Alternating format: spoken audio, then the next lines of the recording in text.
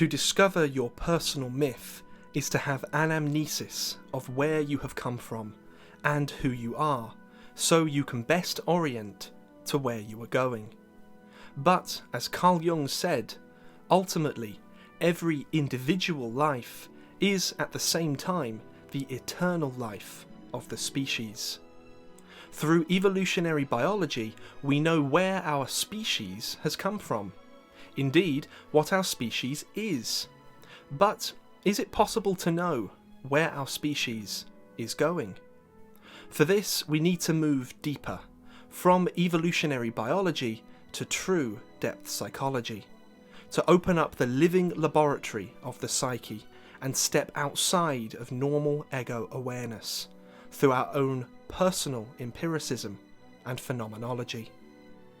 This video explores the superpositioned teleology of both the individual and the species, to identify what it is that the very information which comprises us all intends, and has intended, all along.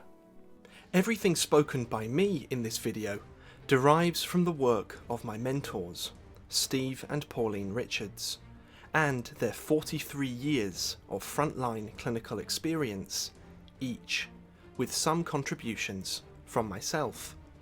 It's also the biggest video we've ever produced. We've shared detailed timestamps in the description for your own personal reference. It's definitely worth us briefly exploring a map of this video together, so you're best equipped to navigate it. The first section is an extended dialectic between Steve, Pauline and I on the proper means to access the so-called unconscious, and through doing so, what we can all come to learn about ourselves, the nature of consciousness, our evolutionary past, and where consciousness itself is headed. This dialectic is interweaved with 4 extensive clips from recent highly advanced IPSA professional training seminars, to give as much detail on all of these topics as we reasonably can within a single YouTube video.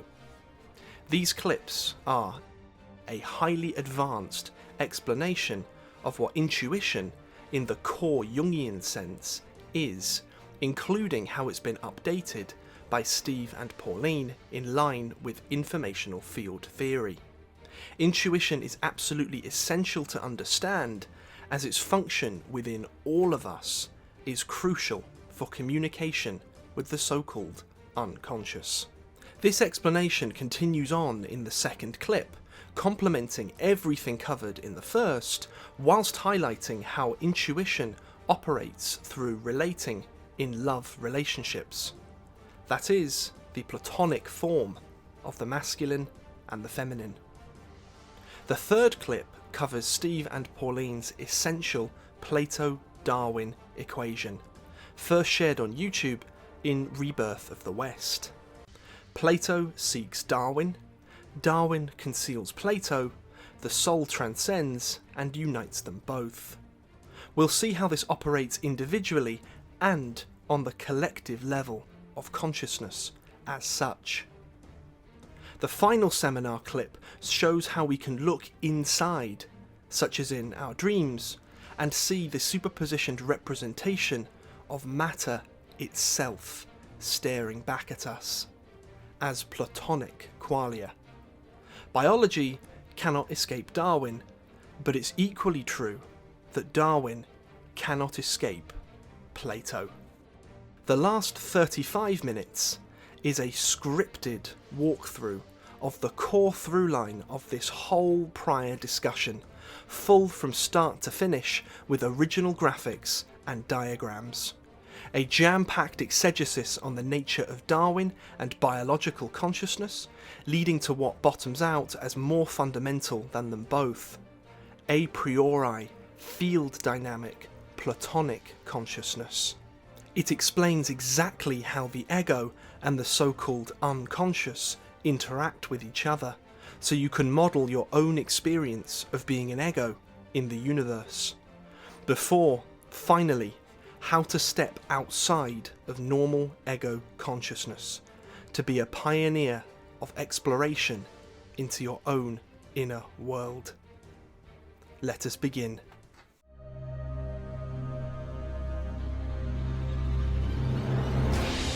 So if there is such a thing as an unus mundus, then there will be an organising principle for all of that, which will be the baseline principle for everything. And that then would make an idea like that congruent with itself, in the sense that if this universe exists in order to replicate consciousness from a baseline state, in the same way that biological reproduction occurs from just two cells, and then from the genetic material between it goes through a maturational process. But something on that scale, it might be necessary when we think of the endpoint of the evolution of consciousness as it seems to be going. It may need all of this, as wasteful as it seems to be, in order to produce another developed form of consciousness that is capable of generating another world within which it would repeat itself. In the graphics portion of this video, a little bit later on, consciousness is actually explained. So what that really is a superpositioned phenomena, starting down at the baseline of matter in this material world, moving through a Darwinian process to where we are now, and then perhaps where it might be going, or really must be going in the future. I think a question a lot of people are going to have, because it's one that I share, is wanting to know as much as possible as to what a priori consciousness looks like, feels like, its nature, that won't be look or feel. They're more sort of human qualia, but a priori to the material world. How would you describe what that consciousness is?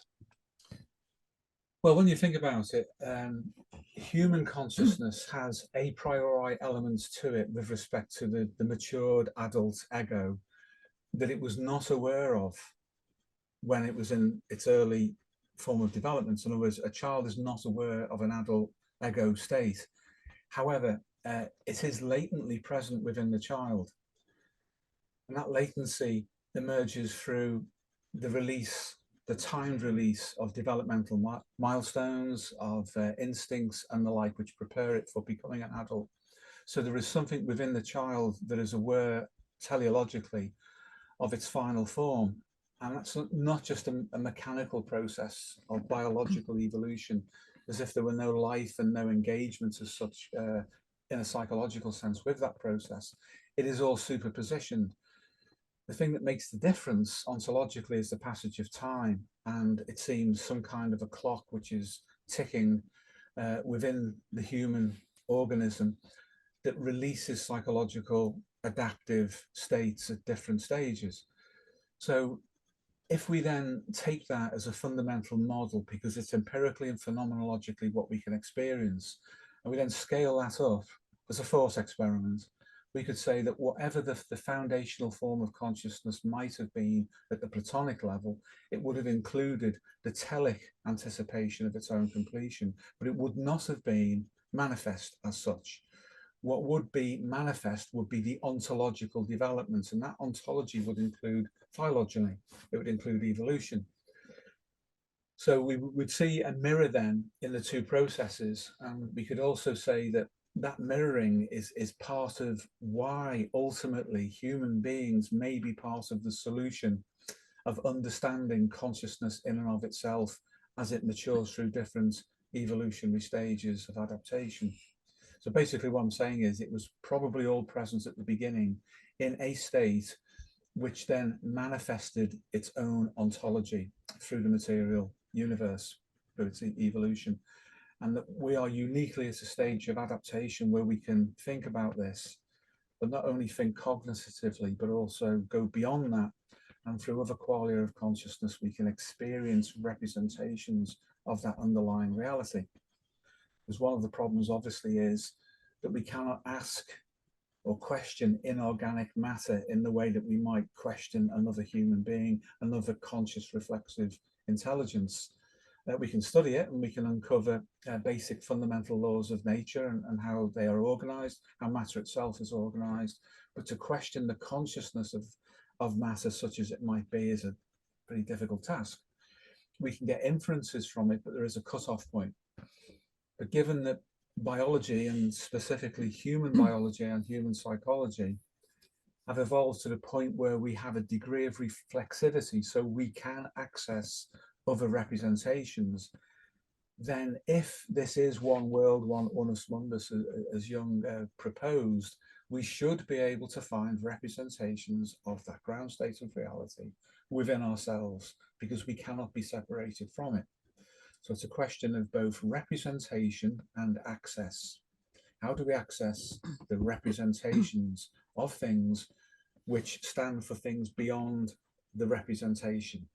So what I'm saying there is that there are qualia of consciousness that can push us further or deeper into an understanding of this universe beyond cognition, which tends to be self-sustaining, goes into loops, it collapses around itself.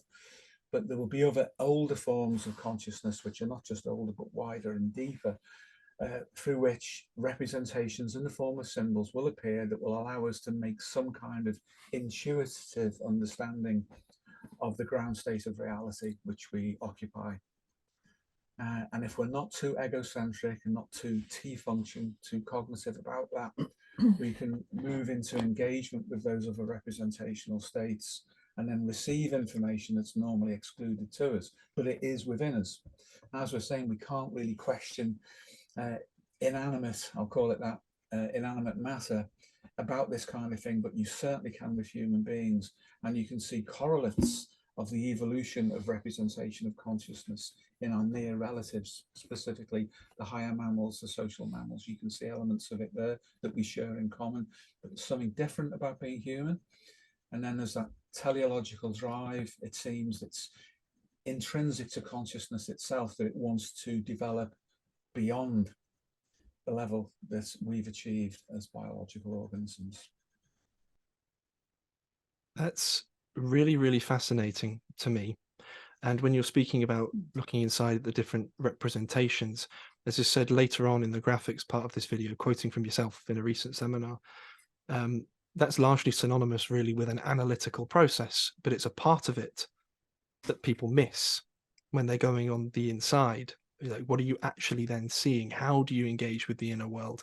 They're all implicit questions that will arise as people sort of continue on the journey. Before we talk on that, because I think we definitely should, I just want to go back for a moment to the nature of this Platonic with its teleology, because you said something very interesting about time. Human beings are bound within time.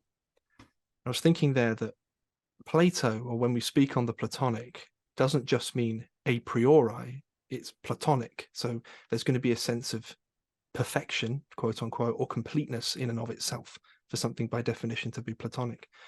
And I was reminded of something you were talking about recently about Immanuel Kant, and how essentially he said with some of his better stuff, we are bound by space and time, and our minds are structured to do with space and time, and they are, as he called, a priori intuitions, not intuition in a Jungian sense, but a priori intuitions that structure reality, and we can never get out of it, basically. He wouldn't have said it like this, but we've evolved kind of that way. But in a Platonic world, there is no time. So the teleology is complete in and of itself. So what is this Platonic type of thing doing? And it reminds me, forgive my train of thought here, but it reminds me a little bit of when Aristotle spoke on his intuition, if you like, of a prime mover, and all it does is sort of thinks about itself. And you said similar things about the genome, that the genome dreams meta instincts and dreams about itself to some degree. So I think I'm trying to ground it a little bit to kind of frame it for someone watching, perhaps. How could something outside of time that's perfect unto itself have a goal, if you know what I mean? Yeah, I do. So I would regard that as a matter of perspective, and the perspective is provided by the context which we occupy. So to think or to model what it's like to not be in this universe is almost impossible. Probably is. We can come up with a cognitive model of what that might be like, but that has its limits. And I would follow Plato there and say that as he used intuition, as I define it, that would be the way to get beyond the limitations of the context that we find ourselves within. So when we say that time didn't exist, the time of this domain didn't exist. Now, the inference embedded in that is that there might have been a time or an equivalent of time that did or does exist outside of this. this domain that we're in, within which these forms operate. And that might be another universe. I know this is highly speculative and metaphysical, but if it were, and if consciousness within that domain had evolved to the point where it was going to reproduce beyond merely generating more iterations of itself within the previous domain, then another domain would have to be generated, and that life cycle process, that evolutionary and ontogenetic process, would be repeated. And what I'm suggesting at an intuitive level is that that might be why. That might be the answer to the question mark, why? Is that this domain that we experience might exist to allow a Platonic scale of consciousness to reproduce itself from the beginning, in the same way that when humans reproduce, the scale is collapsed right down to the germ cells and to the DNA involved. And then there's a maturation process in an environment. But that's at the human level and then the human scale. It might take all of that. And the interesting thing there is that when people talk in a religious way about a creator, or in the way that Aristotle talked about that original prime mover, they are probably intuitions of a representation of what might have happened with respect to the domain that we occupy, this universe. Whereas it doesn't have to settle into any specific religion, then it's something that can be quite broad. So it's close to being a pure intuition. And then the various representational forms that it takes through religion, through myth, including the myth of science, then downstream of those, become iterations, if you like, or developments at a cultural level that individual consciousness interacts with down the millennia, in order to get to a position where that intuition can be more fully realized. So we will get people like him, like Plato, and like others who have some fortunate insight with respect to intuition of how things actually are, and then they will make a representation of it, but it is incomplete. And I think that that was Plato's appreciation of it, that what we're doing is still incomplete. We're not the original form as such. We are iterations of that as that develops ontologically within a domain which supports the development and the evolution of that ontology of consciousness. But at some point, where will it go? We're either going to be very materialistic in that ordinary sense and say this single universe is all there is, and that it has no purpose, and that consciousness is an accident because biology is so very, very rare, and it would be really wasteful to produce that, never mind to produce human consciousness. So that the point of life is nothing other than Darwinian reproduction, Freudian drives, and power, whatever, in an Adlerian way. There's no room for Jung at all, it seems, only if you collapse. But if we go back and look at the history of human ideation, literally the ideas that take form, and I mean that in a Platonic sense of how ideas take form and project themselves, I think it would be reasonable to predict that we would get some impression of something like Platonic form behind the origin of everything. And then that will, as I say, will pool in a certain form of representation. But we are all individually living laboratories, and we can access some understanding of this within the psyche, because we can experience the psyche. Not only can we question it, but it can reciprocally question us through its representations. And I say that's Jung, again, in many respects, with his idea of the psychoid boundary, his idea of onus mundus, where he was going with the concept of synchronicity and all of these other things. They were in a metaphysical direction, but they were actually very Platonic. But there was also elements of Aristotle in there. He had a very Greek mind, Jung, even though he perhaps wouldn't admit that strongly to that. So when we work with people, then, it's like the idea of the Large Hadron Collider that we've discussed. You have what appear to be elementary particles, and that's it, it's irreducible. But the Large Hadron Colliders, the various ones around the world, collide these particles, and then suddenly we find that there are other things inside them, and there may be other things inside those too. So there's a further regression of organization below the smallest point at any one time that we can analyze or look at. Now, people are like that. People normally, when they are intact and adaptive and haven't broken down, we don't see what's inside the psyche at its deepest levels. We don't see and don't consider the normal interaction between psychology and biology, even at that gross level of relative magnification. But once we work with people who are disordered in whatever way like that, and we get off the surface, away from the hyper-rational collapse of something like CBT and into true depth psychology, where it interacts with biology, then we start to see things that are otherwise hidden, and they are real and are demonstrably so.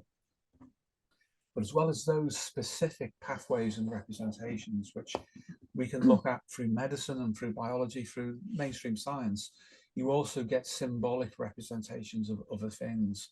And once you learn how to move energy and information around in a relative sense due to representation, it's as if we are analyzing the results of a collision within a hadron collider, and we are starting to see things that we don't normally see out of metaphysical speculation. But we can find it, we can access it in other people and in ourselves if we do the right things. And Jung was definitely a pioneer in that regard, and he made his contribution. And that was a gauntlet thrown down to the generations that followed him. What are you going to do with this?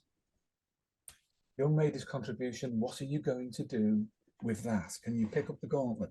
Can you look properly? Do you know how to communicate outside of the normal, rational, conscious, immediate awareness of the ego? Not everybody can, or at least not everybody knows how to. They normally have to go through an original experience, as Jung called it, which is very often quite a severe neurosis, which is the collision, metaphorically, in the Large Hadron Collider. And then we see the hidden particles within, which are so fundamental, they organize all of the reality in a material sense that we normally experience. But that's the same in a psychological sense. There are elements deep within that are hidden unless we know how to look. Then you come to the point where you realize you don't have to work with people who are in deep destructive distress necessarily, that the psyche will actually allow you to go looking if you know how to ask the right questions, because it is natural.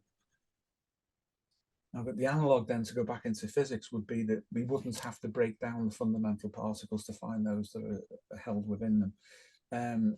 We wouldn't have to be that violent. We would have a scale of resolution and communication that would allow that deeper reality to communicate indirectly through other representations. But once we go into those more superficial representations, the deeper ones start to migrate and move towards it, and then we get a true communication. And that's what you see if you work in depth properly. I think we should definitely push further into this particular topic. Perhaps we can start by sort of working our way through, starting with the point that you made about science, because you said a moment ago that basically science is a myth, the myth of science. And that's a really good way of putting it, because independent to any observations it may make about the natural world, functionally for people, many people, it functions as if a myth, all encompassing where we come from, where we're going, the meaning of life, all this type of stuff that works better for some people than it does for others. I think not so much for most people. I think a lot of people are quite dissatisfied with that kind of thing, as if there's something more. But when you were talking, I was reminded a little bit of the history of how ideas have changed and moved on, starting with even before Plato and Aristotle, but right the way up to sort of the present day. And I was thinking of someone like Albert Einstein, who he was very famous for his so-called thought experiments. Were they really thought experiments? Sort of that came to my mind. If we're talking about ego qualia here and a thinking function, or as you say, a collapsed use of cognition, it's pretty clear that Einstein wasn't doing thought experiments per se. There was something else within his ego, how that related to the wider field of him as a person and the rest of the world, and the information exchange moving through imagistically, spontaneously, that then collapsed into representation around thinking downstream. But initially, what was coming to someone like Einstein pretty clearly was new creative ideas, completely paradigm shifting, that he didn't logically deduce. Perhaps we could use that as a bridge, really, to move from thinking back to something that's maybe more fundamental. We've spoken on this before around intuition, that it's intuition really as a qualia that exists in every single person, that's a special case ego qualia that moves information from the unconscious or the wider field into the ego. And it's really that's very different to thinking. It informs thinking, but is not synonymous with it. Do you think that would be a good direction to go in? Yeah, and as you say, we have talked about this in recent seminars, so it might be useful to edit some of that in. I think that's a good idea.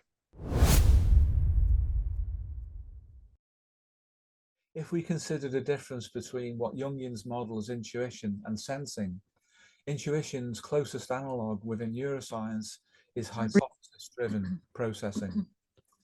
The nearest analog for sensing is data-driven.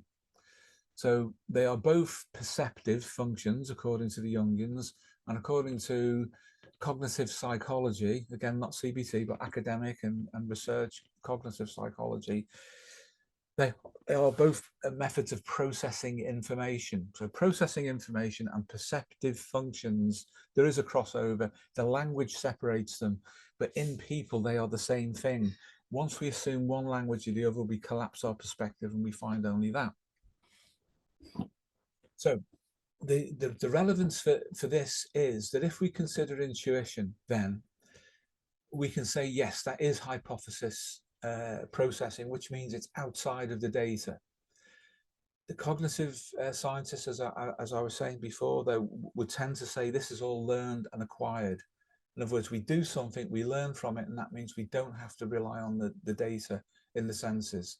And so we can make a guess, and it's very fast. The guesswork is fast, and it imposes itself. And going back to the fighter pilots in World War II, in the early days of information processing psychology, that was what was found or believed. That was the interpretation of what made them different. That they were able to guess, Jungians would say intuit, what the other person was going to do. Several moves ahead with respect to where they were positioned. And although all pilots were trained in the same way, which in terms of their training would suggest that they were being told, for example, to fire ahead of the trajectory of a plane. So an enemy plane flew into the fire, and then that would become a learned skill. They didn't all become aces. They were given all of the understanding, all of the theoretical modeling, but they weren't doing it. So they tried to explain that by saying that some people are just better at using hypothesis modeling than others. A Jungian would probably say those who have a connection to intuition are faster anyway, and so the outcome will be skewed in favor towards them. Now, what I'm going to suggest is that both of those perspectives are right, but differently. And what we have to do when we're considering working with a person, particularly if they seem to be intuitive, is that it's the strength of the intuition that's the most important thing, and that is likely to be shaped to some extent by experience, conditioned by others, conditioned through auto-suggestion to say, for example, I am an intuitive, therefore this is what I do, and you exclude other things. That this can all have an effect on it, but intuition seems to be available to everybody. And the key that can come from a psychodynamic model is that you can actually shift how you receive these qualia of consciousness and information processing to a point where you can distill out what you want to be. In other words, the signals are present all the time, and it's just a matter of focus. How I would argue that is that empirically, this is what we see with people who come in and are either intuitive or sensory based, for example. And we can apply the same thing to thinking and feeling, by the way, which we could move into. But if we focus on this, because this is the closest way of finding common ground with information processing and cognitive psychology, that people who regard themselves through conditioning, i.e. learning about the MBTI, to say, though I'm a sensing type, an extroverted sensing type, so therefore I have no intuition, that's also suggestion. They have intuition, but they're not attending to it. They don't have to learn to be intuitive, I would argue. They simply have to open up the representational psychodynamics that we've been talking about recently to receiving the qualia of intuition. And at that point, that then will start to process for itself. Now, the cognitive and information processing neuroscientists know that all sorts of information is being processed all the time and we're not paying attention to it. And I'll give you an example of what happens when we interfere with that in a minute.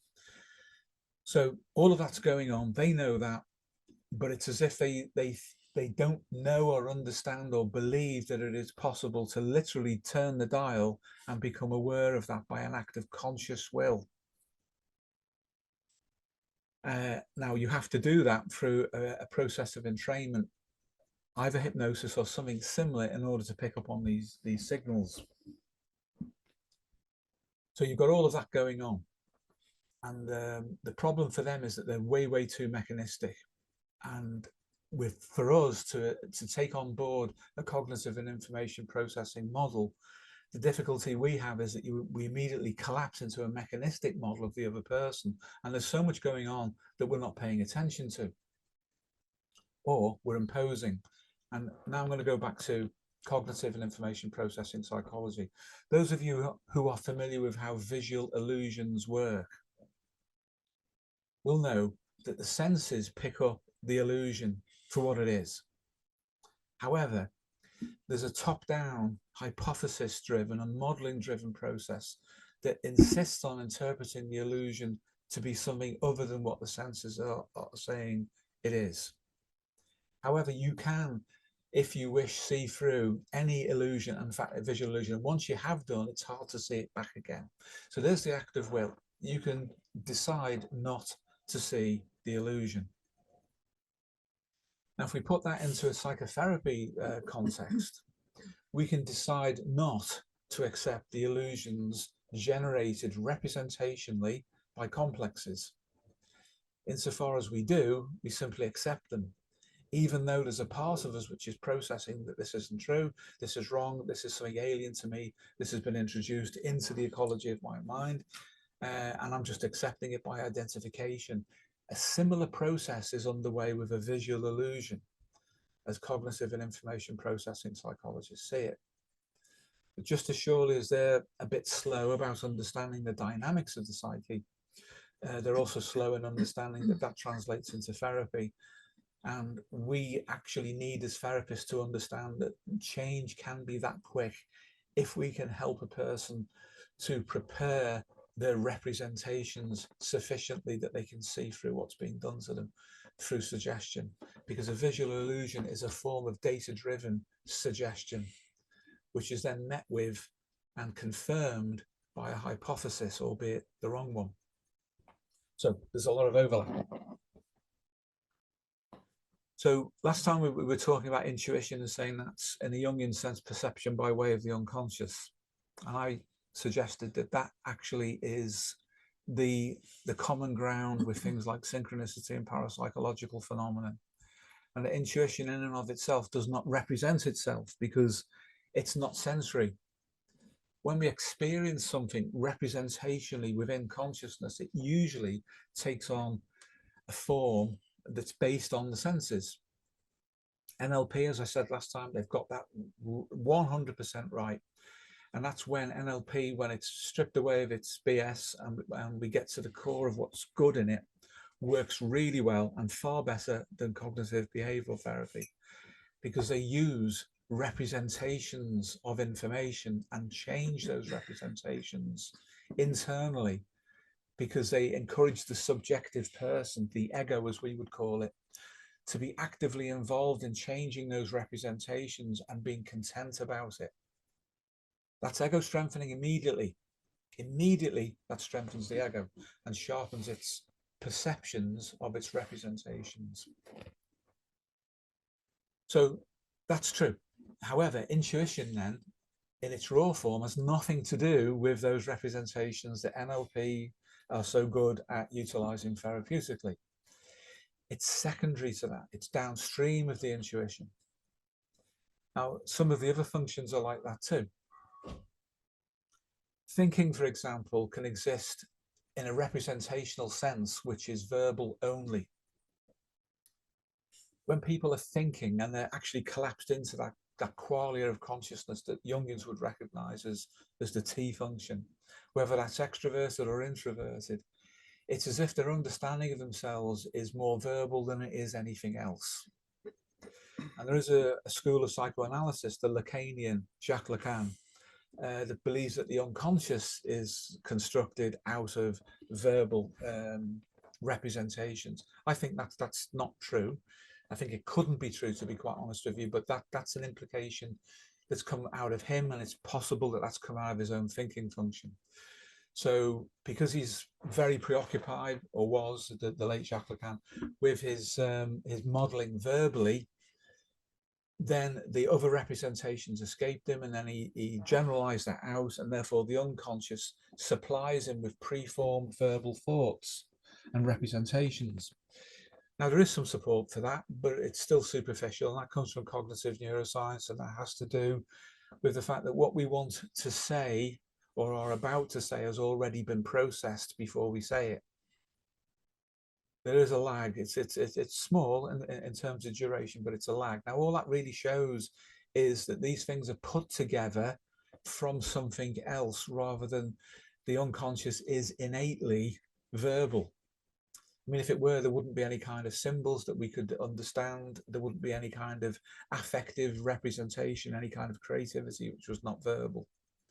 And we would have to assume that other animals closely related to us who are social and have the same kind of brain structure also had little voices going on in their head, and that primitive Paleolithic human beings, our ancestors, would have been verbal before they could have spoken.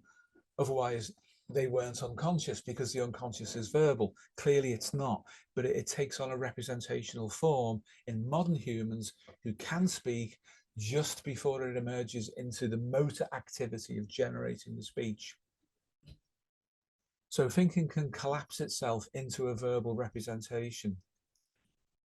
Affect can as well, but there's something else going on with the feeling qualia as Jungians understand it, which means that there's a fuzzy bridge to a kinesthetic representation, as the NLP people would understand it, and affect as the neuroscientists, affective neuroscientists would understand, as if they're all of that is simultaneously present and in an amplitudic waveform, or there is an amplitude to its waveform, which suggests that these different elements are all vying and then sum up as something.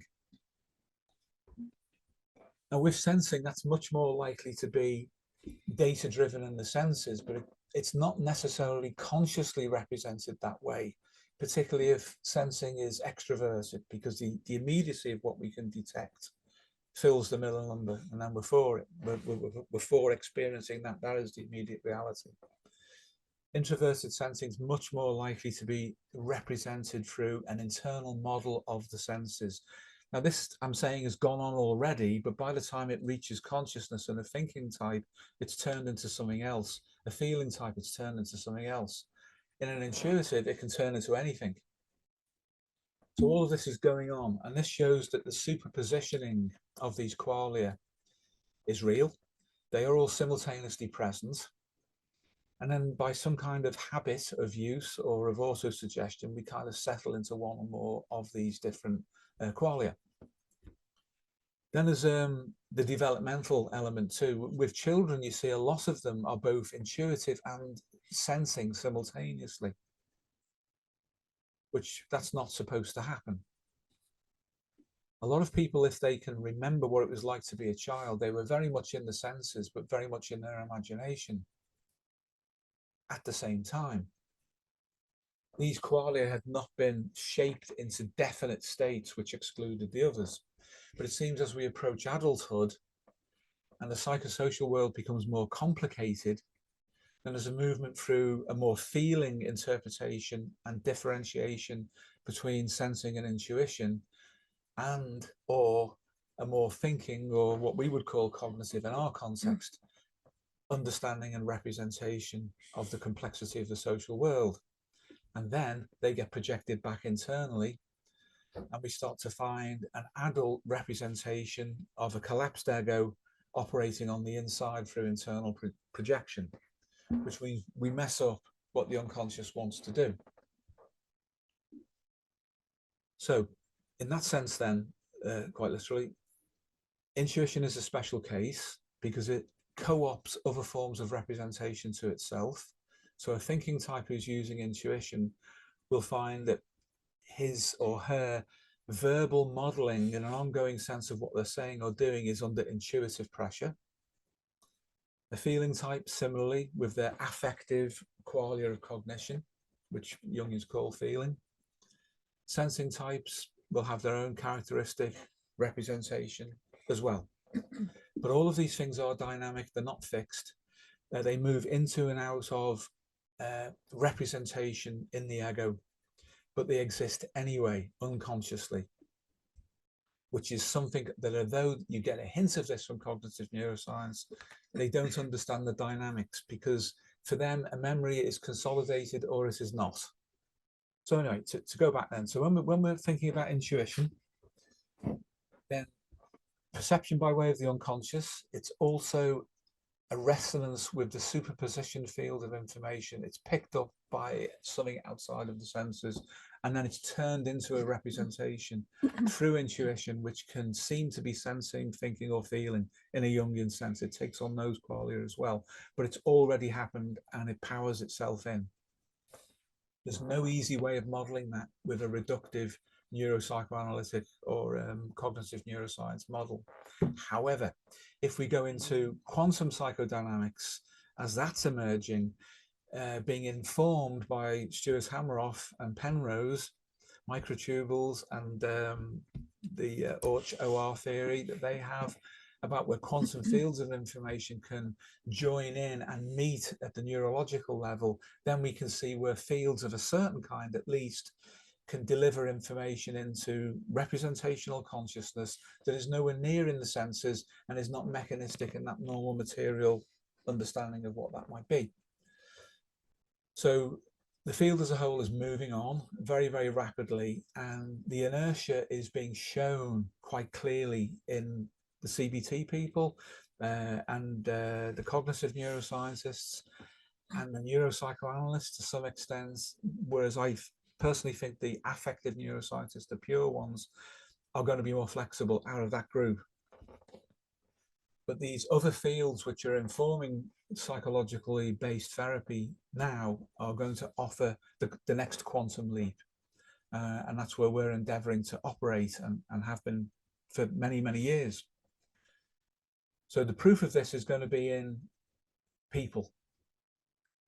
If there is an underlying order to everything, to reality, then that will be represented in everything that is present within reality.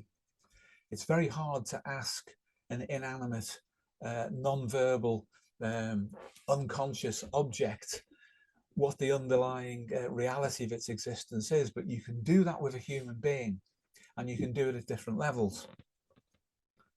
Once you ask a person in the right way to access different levels of consciousness which are simultaneously present for them, in other words, you move away from the collapsed Miller number ego.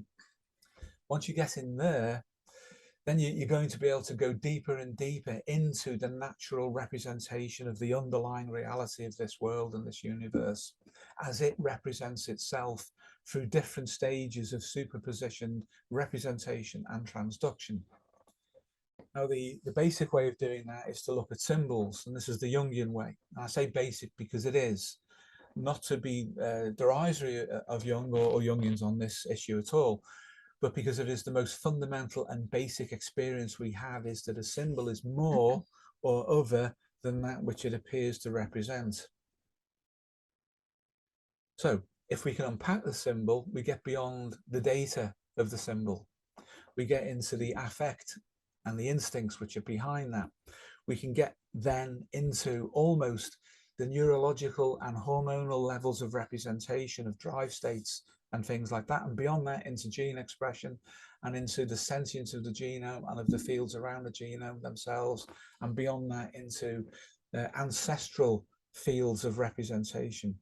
And there are theories that explain, good theories, that explain how they may be able to persist over time. So the utilization and understanding of introspection in the proper way, not where you just collapse into an internal projection from the ego so it sees only its own fantasies, but we log on to the way the information wants to represent itself, and then how that information responds. By information, I mean other forms of consciousness, which is why we say now, or we prefer to say, not so much the unconscious as the non-ego conscious. And then we get a lot more information about the underlying reality of things. And how that will work is that it will present itself in the most natural way, beyond the superficiality of symbols, because symbols are downstream of that which is producing the symbols. We get more in contact with intuition in its pure sense. Intuition as being a field resonant perception of information, which then takes on a representational form. Jungians experience that as a symbol. Then they cognitively interpret the symbol.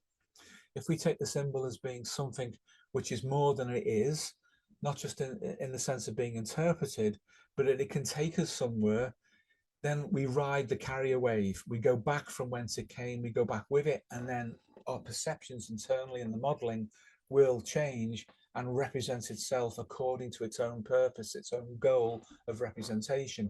Now, the more that we do this and the more efficiently we do this, and that doesn't mean aggressively or in a demanding way, because very often it's slow and it's incremental, the easier it is for that information to change its representation into a form that the ego, the normal ego consciousness, can understand. But at first it will be difficult because it's unusual. It's not the setup. It's not the way the dials have been set or adjusted for normal operation of the movement of this information, because most of what we call the unconscious, and the cognitive neuroscientists would definitely agree with this, is meant to stay unconscious. But if we insist on looking, we have to look in the right way. And I'm not being typo reductionist by saying this in any sense at all, but the quality of intuition will be the vehicle for understanding as close as we possibly can the representation of fundamental reality that can come in through human beings. Because we can ask ourselves and we can ask other people, other human beings, we can test it by using these empirical methods, just what that will be. Other than that, we're left guessing, or we're using guessing in that cognitive sense, by the way, not intuitive as such, or using abstract models like mathematics to represent things which are beyond mathematics. You know, mathematics is a great way of describing something and many, many things in their relationship between them. But we don't always need the mathematics to understand or to interact with the things that it represents. Penrose thinks, as I understand it anyway, that there's a Platonic qualia to mathematics, which means that that is something very fundamental in and of itself.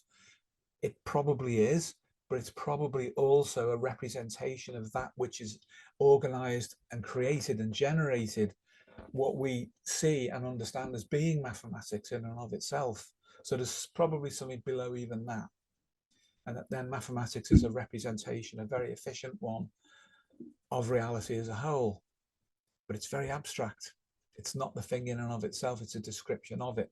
Unless we talk about the specifics of things which are created by mathematics within itself, within its own level of analysis, description, and explanation, and they are special considerations. So if we ask people in the right way, we will then find what these other qualia of consciousness are. And then we can move information and energy around and bring about therapeutic change or personal development. But if we take a cognitive neuroscience based model, we're going to hit the inertia barrier very, very quickly, and things will start to contradict, and they do. Within cognitive neuroscience, there are different models of memory consolidation which are completely contradictory to one another. They can't solve it within their own discipline. And yet we have Jung's model of complexes and Janet's model of dissociation, a psychodynamic model, which can explain the problems with their cognitive model of the unconscious. So that in general terms is just some outline theory, which I think it's worth knowing. I'll pull you back in on that, James. That was great. I've been making notes actually while you were talking. Let's take something like transference, where it's a true transference. In other words, an unconscious psychodynamic with respect to the ego. Well, that's obviously a form of optical illusion because the patient or whoever it is ascribing things and believing them that aren't real to somebody else. Will that always operate through intuition, regardless of the typological setup of the person involved? That's interesting because it's a field dynamic, and we could say therefore then that we would expect intuition to be involved in it. I would say not in the normal sense, because a person who transfers and believes it cognitively as well as intuitively, believes it in an affect level.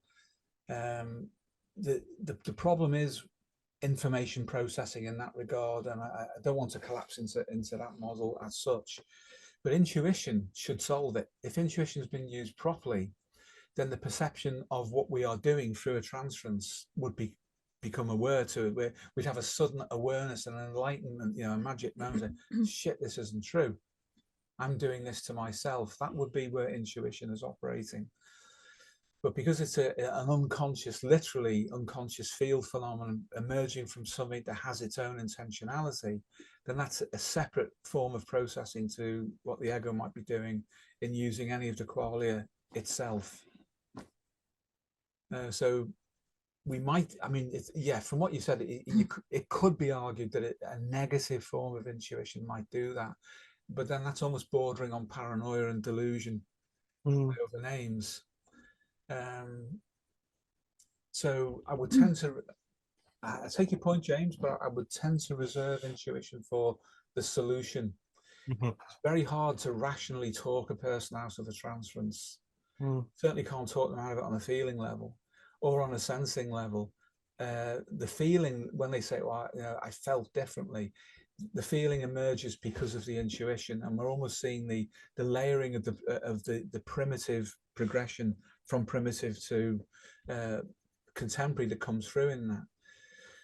So if we can think of the Paleolithic mind as being instinctive primarily, but instinct and intuition working together for them, as we were saying last time, the seeking system and intuition working together with instincts would make a very, very powerfully adapted paleo hominid to their environment.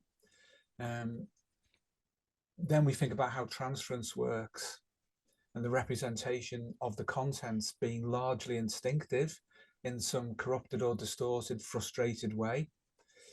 Then the realization when it comes will be through intuition, and then it'll impact in a feeling way, and thinking will lag behind it. It'll struggle to keep up with the confirmation from the feeling that I was wrong about this.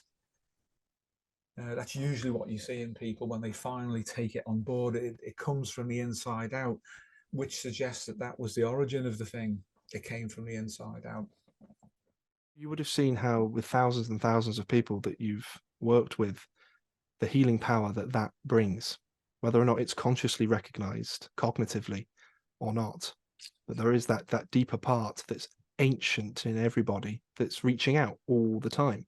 And it can't not, because we're homeostatic. So that unification with the past that's simultaneously in the present is always here with everyone. It's a difficult thing that for a lot of people, though it seems an easy solution, it isn't necessarily the case, because the culture right now is so against it and so bent on misdirecting and corrupting meta instincts and creating fantasy meta instinctual scenarios for people to pour themselves into, rather than encouraging that ancestral connection, which obviously, as you rightly say, James, is very healing for men and for women. But if we do create an affect bridge to those archaic, those ancient parts of the psyche, and there's nowhere to put them, we can't do anything with them psychosocially, culturally, well, that's a huge problem. And the average person probably wrestles with that all the time. It takes a lot of fortitude to swim against the tide. It does. Yeah. A huge amount. Yeah, we are seeing a lot of it. We're seeing a huge amount of it. Than was happening 30, 35 oh gosh, years yes. ago. A lot more. Yes, definitely. Yeah, of young people who just feel lost, completely lost unto themselves. Yeah. And don't know what to do about it in that practical sense of outer adaptation, because things have become so catabolic. Yeah.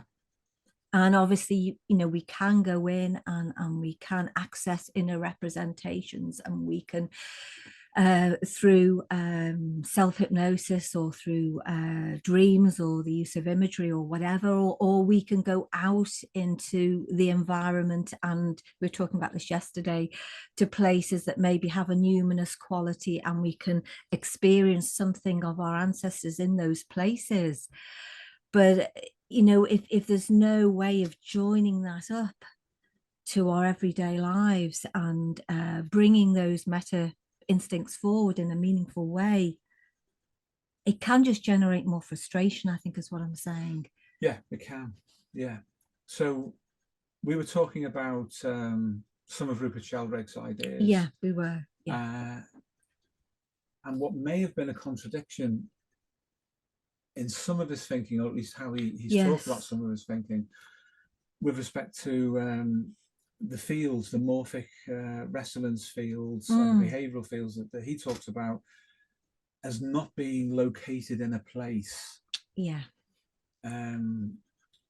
Which I find difficult to accept on empirical grounds, because so many people, so often, for so long, have said that certain places have a quality to them which draws us from outside of our normal ego and our definitely. own, and even during times of great distress, in a cultural sense, there are places which, for want of a better word, beyond numinous, are also sacred, you could say. Yeah.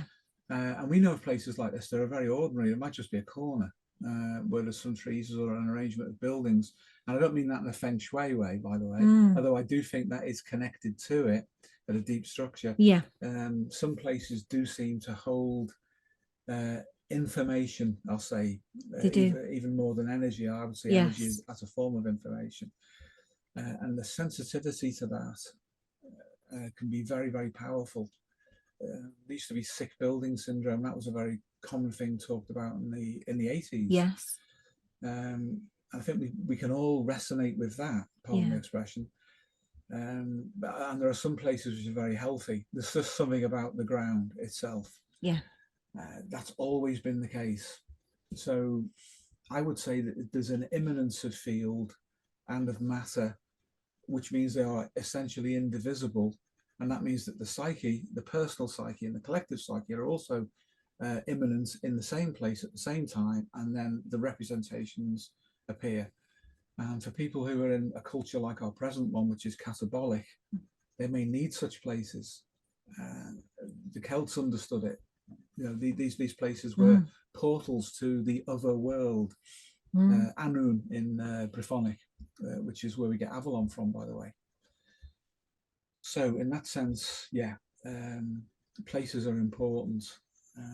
And Carl Jung knew that. Carl Jung knew that he wrote about mind and earth, things being connected, and said that places have a psyche, the soil has a psyche. And I'm wholly congruent with that on the basis, as I say, of personal experience and seeing others react to places, positive and negative.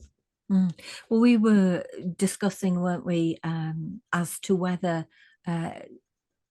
the fields themselves are literally in the fabric, in the materiality of the place as well, as opposed to just kind of almost in the air, in the ether, as it were. And I think most people, when they visit places that are special to them and have a numinous quality, probably feel literally as if it is in the fabric of the place. Yeah. So we were saying that maybe Sheldrake's take on that is either different to ours, or maybe just literally in the moment he said something which could be taken to mean that, but he doesn't actually mean that at all. And so really in that sense there is no difference between our perspective and his on that matter, if you excuse the pun. And we further mentioned, didn't we, that it's not just places but objects can have a numinous quality, and that's common. It is common. Even that thing on the back shelf there, which is just like Pauline's right eye as you look at the screen.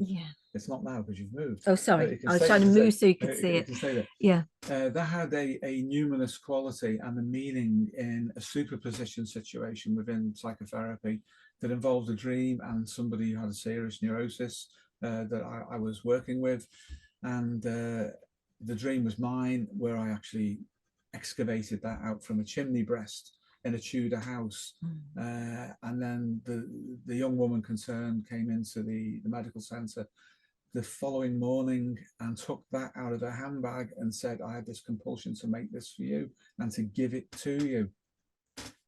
And then other things happened on that same day, which were at a minimum synchronistic. A whole field was activated. So that has a numinous quality, and I've kept that for must be 25 years, I think now. And that was because that was made and created in a moment, and something was given, and it was important that I receive that. The preparation was in the dream that I should receive it. And that then has a personal but field quality about it to do with the trajectory of her life. And I thought, okay, I'm meant to receive that. That's one example. There are other things that happen too. A book or an object possessed by a deceased relative or an ancestor can take on numinous qualities, and sometimes they can be felt by others. Give you an example too. As you know, we worked with a spiritual healer for 5 years. Not because we believed in anything like that, but actually because we went to try to debunk it. Well, I did anyway. Yes, you Pauline, did. I think, was far more open than me in those days. But I went to see if I could prove that the guy was a hypnotist. This was John Kane. He died in 1985, passed over, as the expression is, in that field. And he used to do something that he called psychometry, which was reading off objects which were blindly given to him. And on this occasion, two things stood out for me. What would happen? There'd be a circle. There would be as many as 15, 20 people sat in a circle. He'd be there, his eyes would be shut, his hands would be behind his back, and he would just wait for something to be passed to him. And people would randomly shuffle objects that they brought in, and it would eventually arrive to him, and he would take it, that opening his eyes and looking at it. He would hold his hand over it like this, and then he would pass his hand over it, and then he'd start to give an account. Pauline took her father's fireman's badge in, and it wasn't in a particular shape that would have defined it by touch as being a fireman's badge. And when he left the fire service, he left in a bit of a rage state. And the remarkable thing is that John Kane didn't look at it. He didn't know anything about Pauline's father in the background. Moved his hand over it, and he said, "This is red hot, and it's been cast down in anger." And the hair stood up on the back of my neck. I thought, how can he know that? It's too specific. It's not general. It's very, very specific. And then someone else passed him a wedding ring, and he did the same thing with it. And he said, "This is a man's ring. It's been worn by a woman. I'm seeing for many years. I can see Market Drayton. I can see a cave and bandages and the death of a soldier." It turns out that was the wedding ring of a soldier killed in the Second World War, who was stationed at Market Drayton and who died in a cave in Greece of his wounds. The ring was returned to his wife, and his wife had been wearing it ever since. Two examples of objects being either an attractor for a field of information and association, or rather than simply an attractor, that information was now immanent in an imprinted sense, a field sense with that object, and then could be read by somebody sensitive in a situation like that. And we saw many of the things like that happening. There are all sorts of paranormal phenomena. And I went in determined to prove that he was a hypnotist. He wasn't in that normal sense at all. He was definitely gifted. And we've met many so-called psychics, and he is the only one who's ever really impressed us. I think that we could say both of us. Yeah. Certainly the only one who's ever really impressed me. So much so that we worked with him for 5 years, and there were psychologists and all sorts going there. There were Buddhist priests who would come from the other side of the world and work with him and try and increase their own spiritual understanding through him. There was one called Don Blything. Yeah, so just thinking about him. Don, yeah. I haven't seen Don in it must be over 30 years. He wired him up to all sorts of gadgets and machines to test his various physiological responses when he was going into his altered states of consciousness and projecting energy, which you could feel, by the way. Oh, yeah. And the machine was just going absolutely crazy compared to the standard reading, the baseline reading for so-called normal non-spiritualist person. So an incredible guy. And that was another reason to think and to feel and to consider and to look for further evidence of this beyond him in ordinary people's lives, and it is there. It's there. It is there. I absolutely love stuff like this, and it's also a nice challenge too, because lots of people who purport to practice such things are going to be fake. Yeah. And there's going to be an element of suggestion involved that we will have to then control for. What's then left over is unbelievably fascinating and exciting.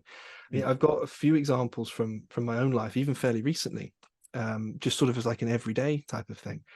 I mean, my son he's 18 months and 19 months, sorry, and he's got a bunch of toys. He's got you know, cuddly toys and cars are his particular favorite, and books too, little ones that you press your finger on and you know, a bird will start singing or something, that kind of standard stuff. But there are three, it might even be four, but three come to mind, objects that he interacts with very, very strangely and out of the norm with. One of them, and it blew my mind when I saw it, there's this who's been watching over me for 23 years. My late aunt got it for me on the first day of primary school when I was 4. And he's literally been watching over me that entire length of time. He just sits there as like a habit. Nate came in fairly recently. He pointed up at it. It's a tiny little thing that's not particularly fluffy or attractive or anything. He pointed up at it. I passed it to him and he looked at it. He then laid on the floor, put it under his head and started sort of cuddling with it, and then picked it up and moving it around and handling it with a sense of like toddler reverence would be the only way to describe it. He does the same thing with my teddy bear that's now been passed down to him, who's been with me since even longer than that, and with my childhood favorite book. And none of these things at all you would expect him to do these things with. And it's really a reverence. He'll even go up to my teddy bear and he'll kiss it on the lips. He'll just boom, tap it. And to nothing else. He'll do that with nothing else at all. And I felt a resonance. And it was Julia who was like, he knows these are yours somehow. How? I don't know. He couldn't possibly know. As I say, he's not even verbal yet. But yet there was something there in him. And that's almost like an everyday example, I feel. And that's like an ancestral thing. Even though I'm still here, there's something that's linking him to these different objects. Like a sense of familiarity is all I can really say.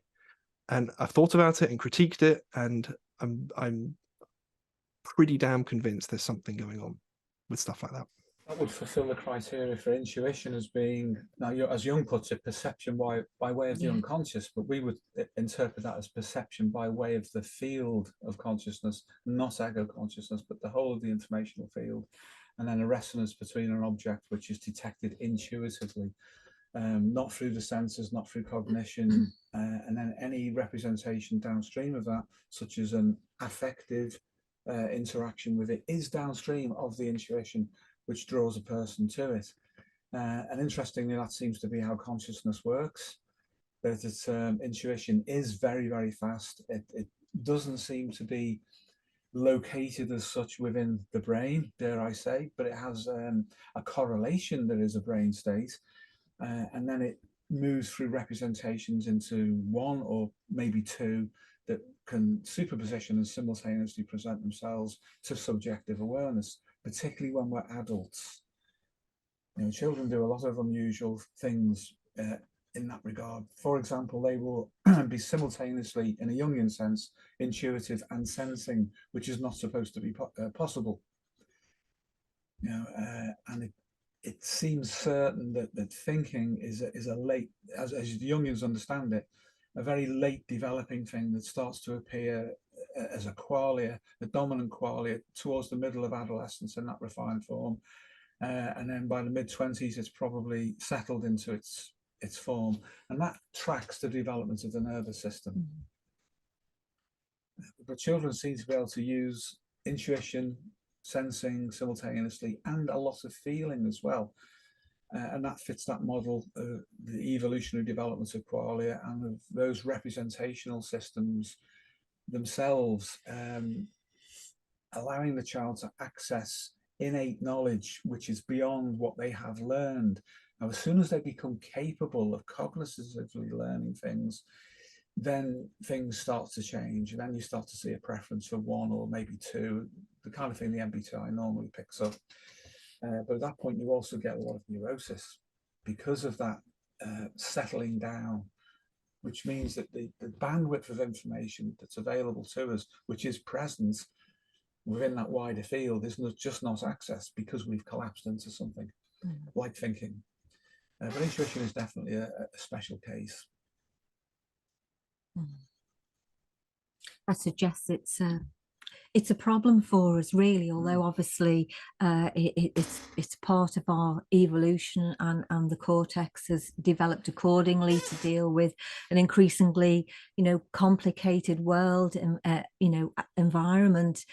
It seems to be the seat of so much neurosis, or neurosis does see, well, it does, because obviously we talk about the way in which ideas coalesce around affect as a qualia of consciousness or a cognitive function. It tends to be in that order, that the affect draws ideas to it and not the reverse of that. And so as we've evolved and we've become more conscious, it's almost been an impediment to our well-being and to our outer adaptation. The more of it there is around, the more neurosis we tend to see. Yeah, for sure. And again, when you think about adaptation to, should we call it a primitive environment, a Paleolithic, or even a Mesolithic environment, hunter-gatherers, sensing and intuition working together would make you very, very well adapted. Oh, yeah. Cognition far less so. And of course, to some extent, we attempt to do this when we go to the numinous places that we were describing before, because it's the connection back to those principles and those forms of adaptation which we almost know instinctively are better for us. Yeah, for sure. And that made me think of Jung and his face-to-face interview, that one where he's asked to describe his type, and he says, I was always characterized by thinking and then secondarily by intuition. It's interesting because that's a contradiction with respect to the way the Myers-Briggs models things. Myers-Briggs people argue, like, well, was Jung an INTJ or an INTP? Well, originally he was probably none of those things, and at the end he was probably none of those things. But what he was describing probably was the distillation that occurred out when he hit the high point of adolescence and then his early adult career, before he moved into a position that he would have called individuated, where the distinctions between functions just disappeared. When he was a child, as he describes childhood, there's a great deal of feeling and sensing there too. Even though he says, I was intuitive, his ego became that, or his self-concept became that as it distilled out. And that was a reflection probably of his maladaptation more than anything, because by the time those things appeared as distilled out, he was starting to go frankly bonkers. Whereas if he had a more direct capacity to be conscious of sensing, both interoceptive and exteroceptive, and the qualia of affect properly, he wouldn't have needed some of these women that intruded into his marriage. And the reality, the more experiential rather than concrete. Jungians tend to regard sensing as concrete. It's not. The sensing is also a narrative experience of life, because it's an engagement with life. It's not just a two-dimensional, still frame, concrete representation. People who are good at extroverted sensing do things. They are active. They make things, they produce things. People who have a sense of introverted sensing, that doesn't stay there unless there's a pathological issue within the economy of their psyche as a whole. What it does is generate a model of the extension of the inner world into the outer world. And when that comes out in the form of relating to others, that can stimulate extroverted sensing to build things. So there's so much in typology which is overlooked by this ridiculous set of polarities and fanciful internal projections that you get that have nothing to do particularly with Jung's original model, or with working with people who you haven't trained to believe that these things exist. So the best thing is always to experience other people, isn't it? And what are they doing? And if they are in a state of distress, neurosis, what or which of these functions and in what order might be illustrating that distress to their self-concept to the degree that they identify with them in a collapsed way. And I think Jung's INTJ, INTP was a description of his maladaptation, not as his, the freedom he had as a child, or as the goal he intended to reach through what he called the individuation process. And that's another misconception that people who believe they're following Jung fall into. Yeah, well, I would agree with that completely, Steve. I mean, if you hear some of Jung's accounts himself of his childhood and how he played, and okay, you know, he was solitary in his play a lot of the time. But even when he describes how he would get a stick and he'd create like little rivulets of water, you know, he'd score lines in the ground and allow the water to run through them, that kind of thing. That's very much a sensing engagement with the world. Excuse me, yes, he recapitulated that. He did. In later life, he did, when he was trying to knit his personality back together. That's very true. So a lot of his accounts of that come from his attempt to recapture his childhood later on. Yeah. And then other things later in life, because obviously he went hiking a lot in the mountains, and he would make comments like, he would feel as if he was spread out across the landscape. Well, that's an introverted sensing experience and statement, really, of his ongoing experience. And that's that kind of oneness with nature and with the natural world, that kind of resonance, it is deeply meaningful and deeply spiritual. It actually is. And that's a point really that's again often missed, isn't it? That the quality of sensing is a representation within consciousness that we can identify with as an experience. That does not mean that is the original or originating form of that information. So intuition can generate sensing. Intuition can generate feeling and thinking. But intuition does not represent itself, because it can't within our consciousness unless it takes on one of those other forms. So when we talk about an intuitive type, we mean someone who usually is quite driven in terms of the pressure, the intuitive informational loading of pressure from within them, that causes them to over-represent sometimes their experiences through one or more of the other faculties. But intuition in and of itself is independent to sensory perception. That's Jung's definition of it. And because it's a field phenomenon and seems in a Sheldrakean sense to be able to communicate across space and time, and Jung would have agreed with him and did, although he didn't know about Rupert's work, of course, but with the idea of it and the experience of it, he did agree with. That means that it is not sensory, it is not cognitive, and it is not affective. They are downstream of a primary informational field, which then represents itself. So even in intuitive types, we get that.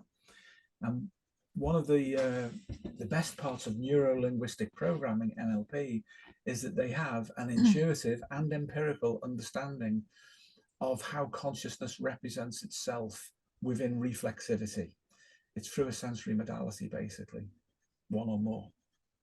And that's one of the best things that they ever did. And it's when somebody who's informed by NLP works properly, clinically, they can wipe the floor with CBT therapists because of that one thing, that they know how to work with the representation of consciousness.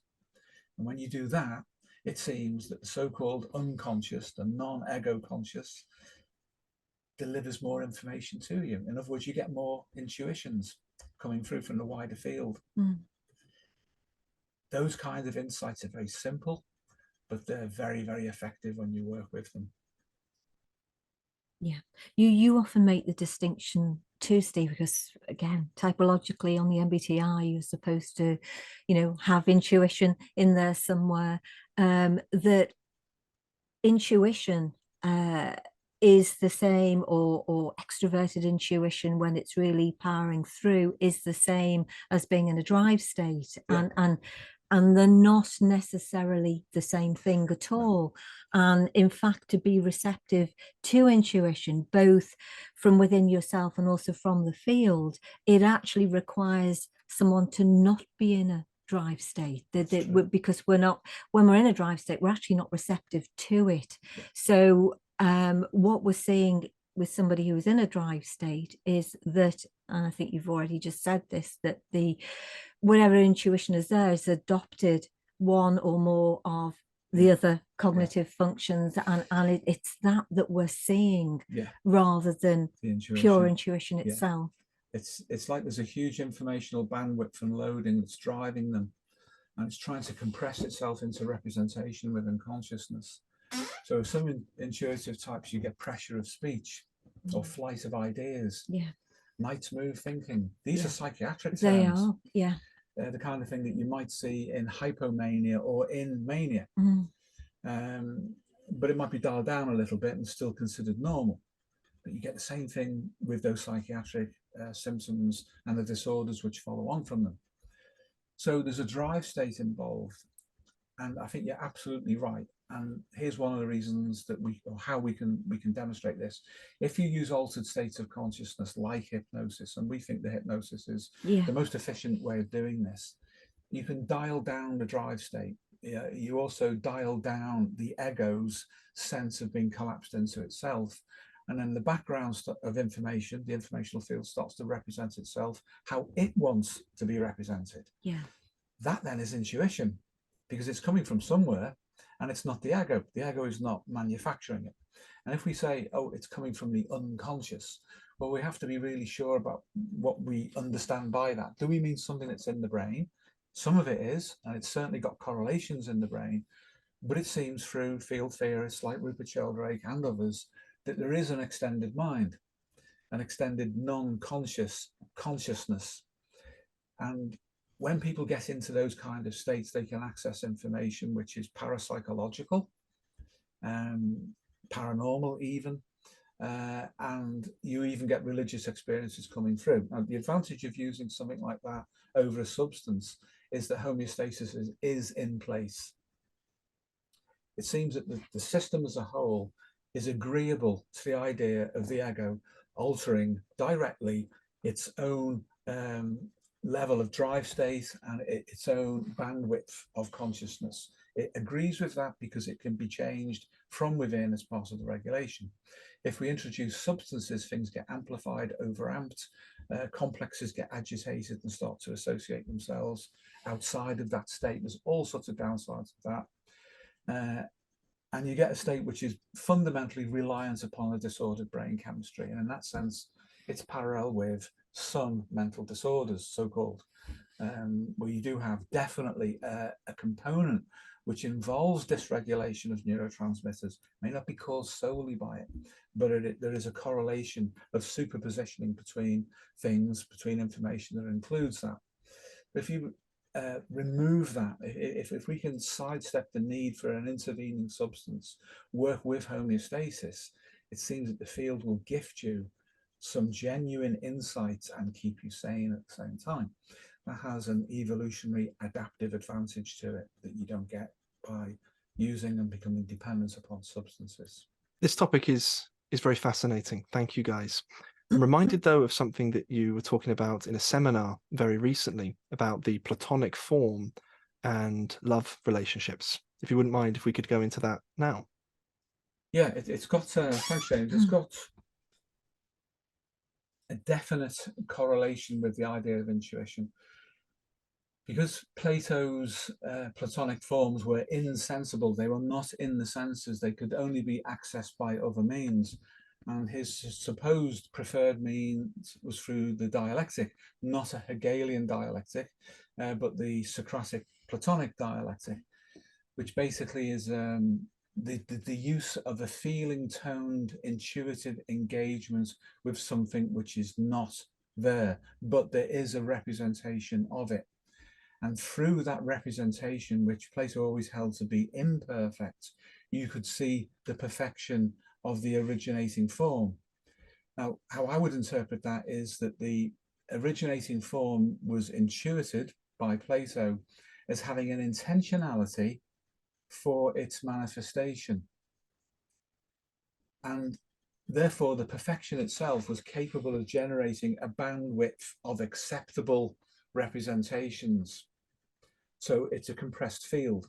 And as it's projected into materiality, which we were talking about earlier, from the Platonic into the material, it can take on a number of different representational forms without contradiction to the fact that there is difference between these imperfect instantiations and that which stands behind them. But the most important thing is the apparent intentionality of a move towards perfection, which will generate a bandwidth of good enough representations. And as we were saying, Paul, in the seminar, the Platonic can be projected onto the most unlikely of people in their appearance. And we're getting on now, but when we were young, there was a big difference between, it still is, there was a big difference between us, I would say, in terms of, you know, that sort of classical appearance. Well, that's interesting, because I probably wouldn't agree with that, but yes. She wouldn't agree with it because she was seeing other elements of the field that were not appearance determined. And Jung himself said that about the power of the word, for example, that he was able pretty much to instantiate what he called the animus, but we would call that as the Platonic form of the masculine, resolved into a specific representation that included an emphasis on things which were independent of how he looked. If you look at him, he's not a good looking, or wasn't a good looking man, but he had lots of other qualities about him that allowed the bandwidth of the Platonic to be instantiated powerfully in him. And that is enough sometimes for the perceiver to see beyond mere physical representation. Well, I agree with you that there can be compensating elements. Of course there can, that kind of fill in the gaps and create certainly an impression of more of a whole. With respect to ourselves, I would have some disagreement with that, and that's partly to do with the fact that, well, obviously when we first met, as you say, we were considerably younger, but one of the things, and this obviously is linked at least to physical form in some sense, is the fact that you were a martial artist, still are, and I had a background in dancing, and so the physical form as a whole, a whole representation, I felt as a woman was important to me. That you were an athletic man. When I was young, Well, you were. You don't have to, make excuses for that. But not an excuse. Well, you know what I mean, or building that caveat. But you were, and for me, that was part of the whole of your physical attractiveness for me, as well as all those additional things that you've just mentioned. So I think that's you're being a bit unfair to yourself. I don't think I am being unfair, to be honest, because it's something that you see a lot. You do see it, of course. Yeah, of course you do. Yeah, you do. I mean, I take your point, and thank you. But you do see it a lot, and it's one of the strange things, I think, that takes a lot of evaluation in a feeling sense about why the Platonic form, when it baselines out, drifts away from what you might think of as being more perfect, more refined, towards something more in the middle. That suggests a bandwidth beyond itself. So it would be the kind of representation you could look at and believe that there's far more there than you're actually seeing. And that can come out through the appearance. Yes. And there are people like that. And anyone who's creative, either in filmmaking or portraiture or anything like that, will understand that. And that appears to be skewing towards Plato's idea of the representation of something perfect. But it's not just that. We're using the term Platonic, I think, in a special sense, which means that we're aware of Plato's ideas and his constructs about that, but also that it was an intuition and an incomplete one about what actually was manifesting through. So with Jung, for example, he nailed something else that was independent of appearance, which was nevertheless important. And he drew an awful lot of women to him because of his knowledge, his capacity to communicate, the fact that he would appear to be shaman-like or a magus. He had a lot of wealth, albeit that he got it from his wife, but he did have that. And taken together, that added up to make him a very interesting individual for women, particularly. His relationship to men was more difficult for all sorts of reasons. So, yeah, the Platonic then is a whole bandwidth, and you can find, I've known this to happen, where people appear to be attracted despite their appearance, because there is something else which is immanent within them.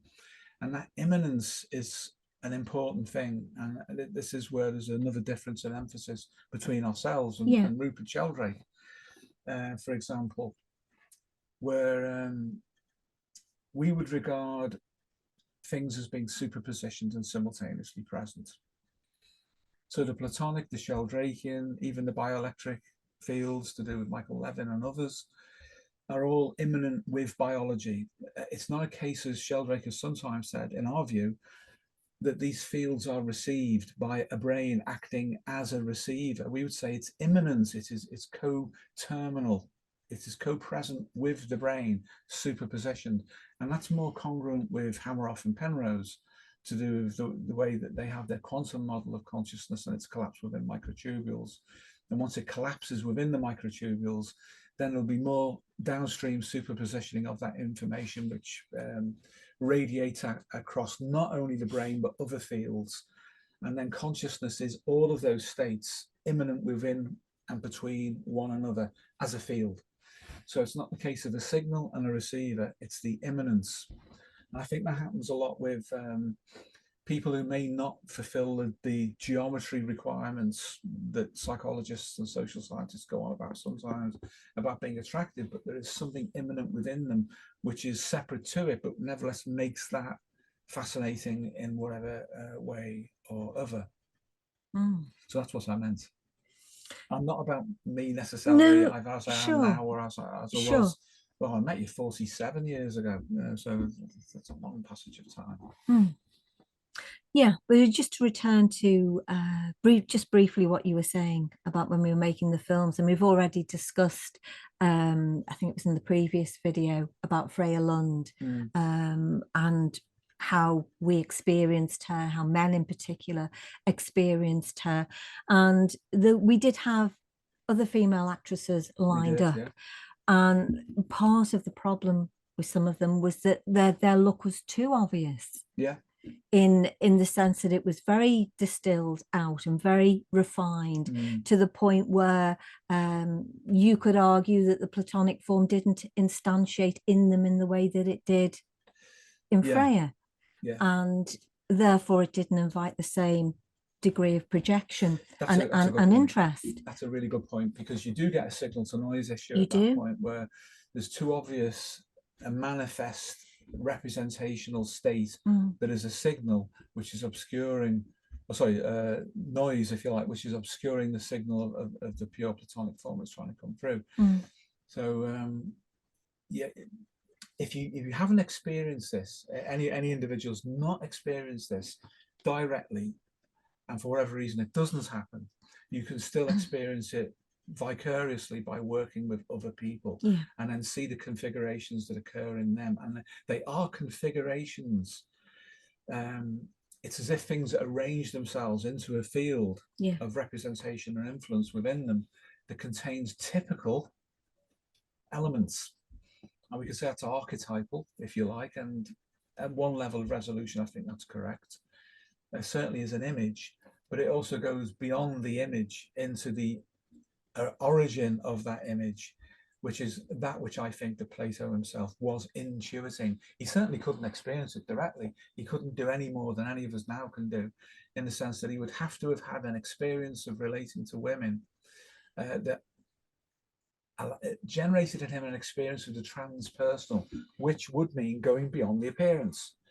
And that's the continuity. That's the thing that you see in the Renaissance. That's the thing you see in Botticelli's painting in particular. You see women who are very pared down. They have regular features often, but sometimes they're a little bit distorted. He had a painting style, didn't he, which distorted it did image as well. exaggerate. Yeah, the limbs were longer in the neck than they would be. And that's interesting because that could be interpreted. It could be, perhaps unfairly, but it could be interpreted as a representation of the fact that the woman, the model that is being painted, is not that which he is painting. And what he is painting is that beyond the image of the actual model, and it's picking up on the field, which being dynamic has a waveform quality to it. And some of Botticelli's imagery has that waveform quality to the subjects of the people illustrated by him. So it's got imperfection built in to the image, actually, in that regard. It has, in that regard, if we take a geometric perspective. Yes, that's what I mean. But if we take a field perspective, then that's almost the distortion of the fact that the field cannot fully instantiate, which is what he said, it can't happen. We get an imperfect representation, and that's what we see. So there's a geometric representation of something which is in a waveform and is transpersonal and transcendent. I think Botticelli had tuned into that. Yeah, but presumably in order to do that, whether it's Botticelli or another person looking at the image and receiving the image, presumably they have to be in an intuitive state themselves in order to receive what stands behind the image, or what is coming through the image from the field, and instantiating itself in that image. And of course what intuitive state actually implies is two things which seem to be paradoxical. One is that you need to be in a state, and the other is that there is a state that does not include intuition, whereas really it's a state of representation. That's the distinction, because the state is there. This model, if you like, of intuition would say, and does, that the information is always there.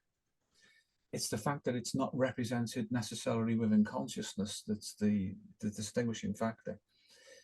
Those artists, if we speak in context, who can do that, will be able to make a further degree of representation of what they are intuiting, which is the Platonic element.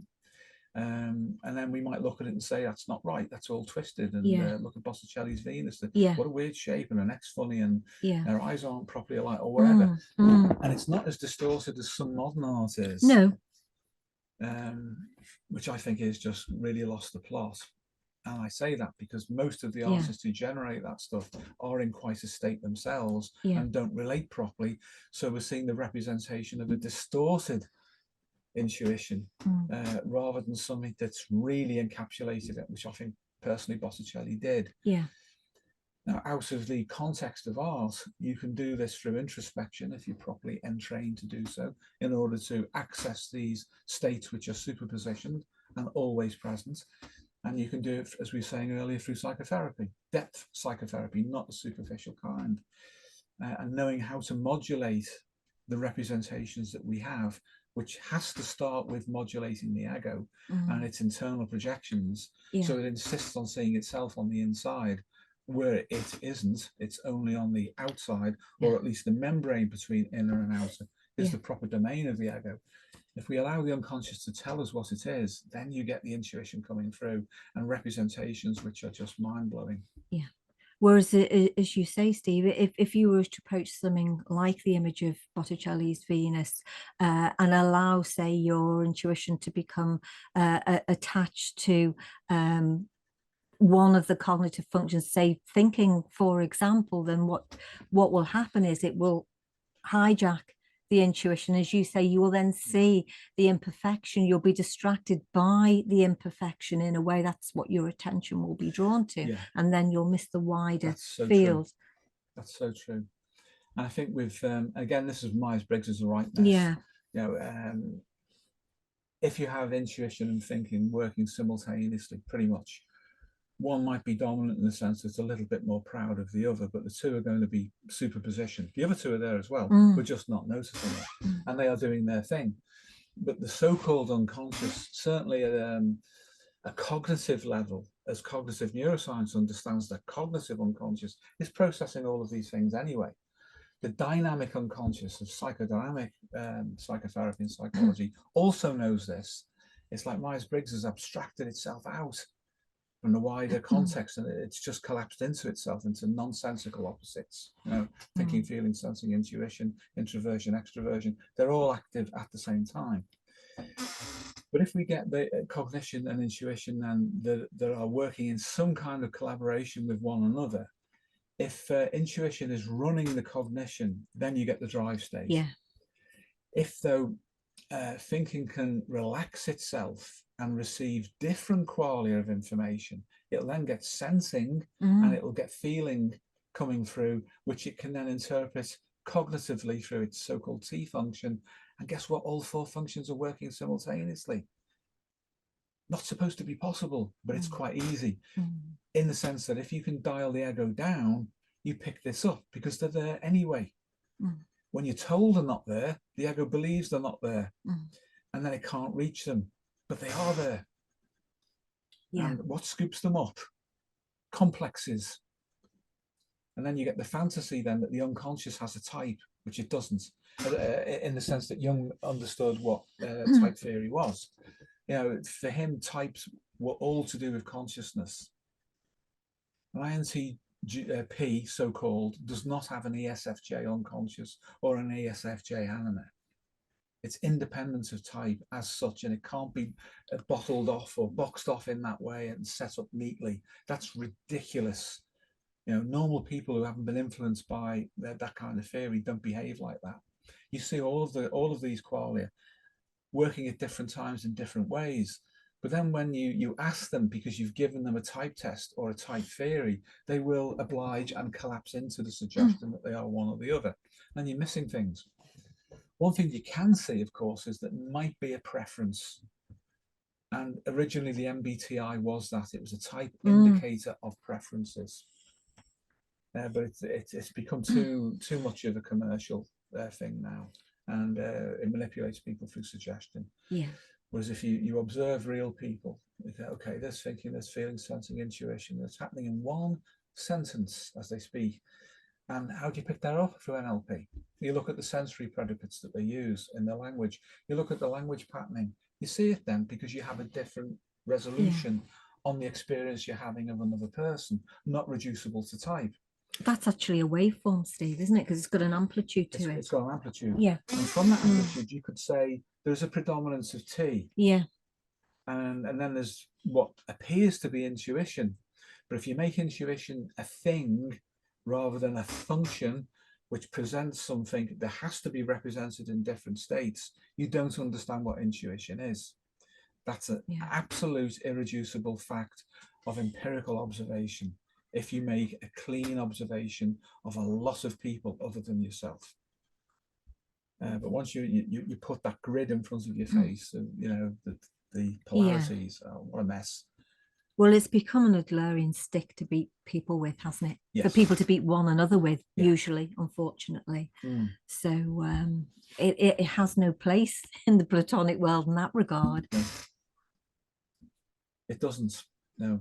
Plato intuited the field nature of this world and this domain, and it as an informational field that represents itself to us, and then our limitations collapse it into a reduced representation. That's the origin of neurosis.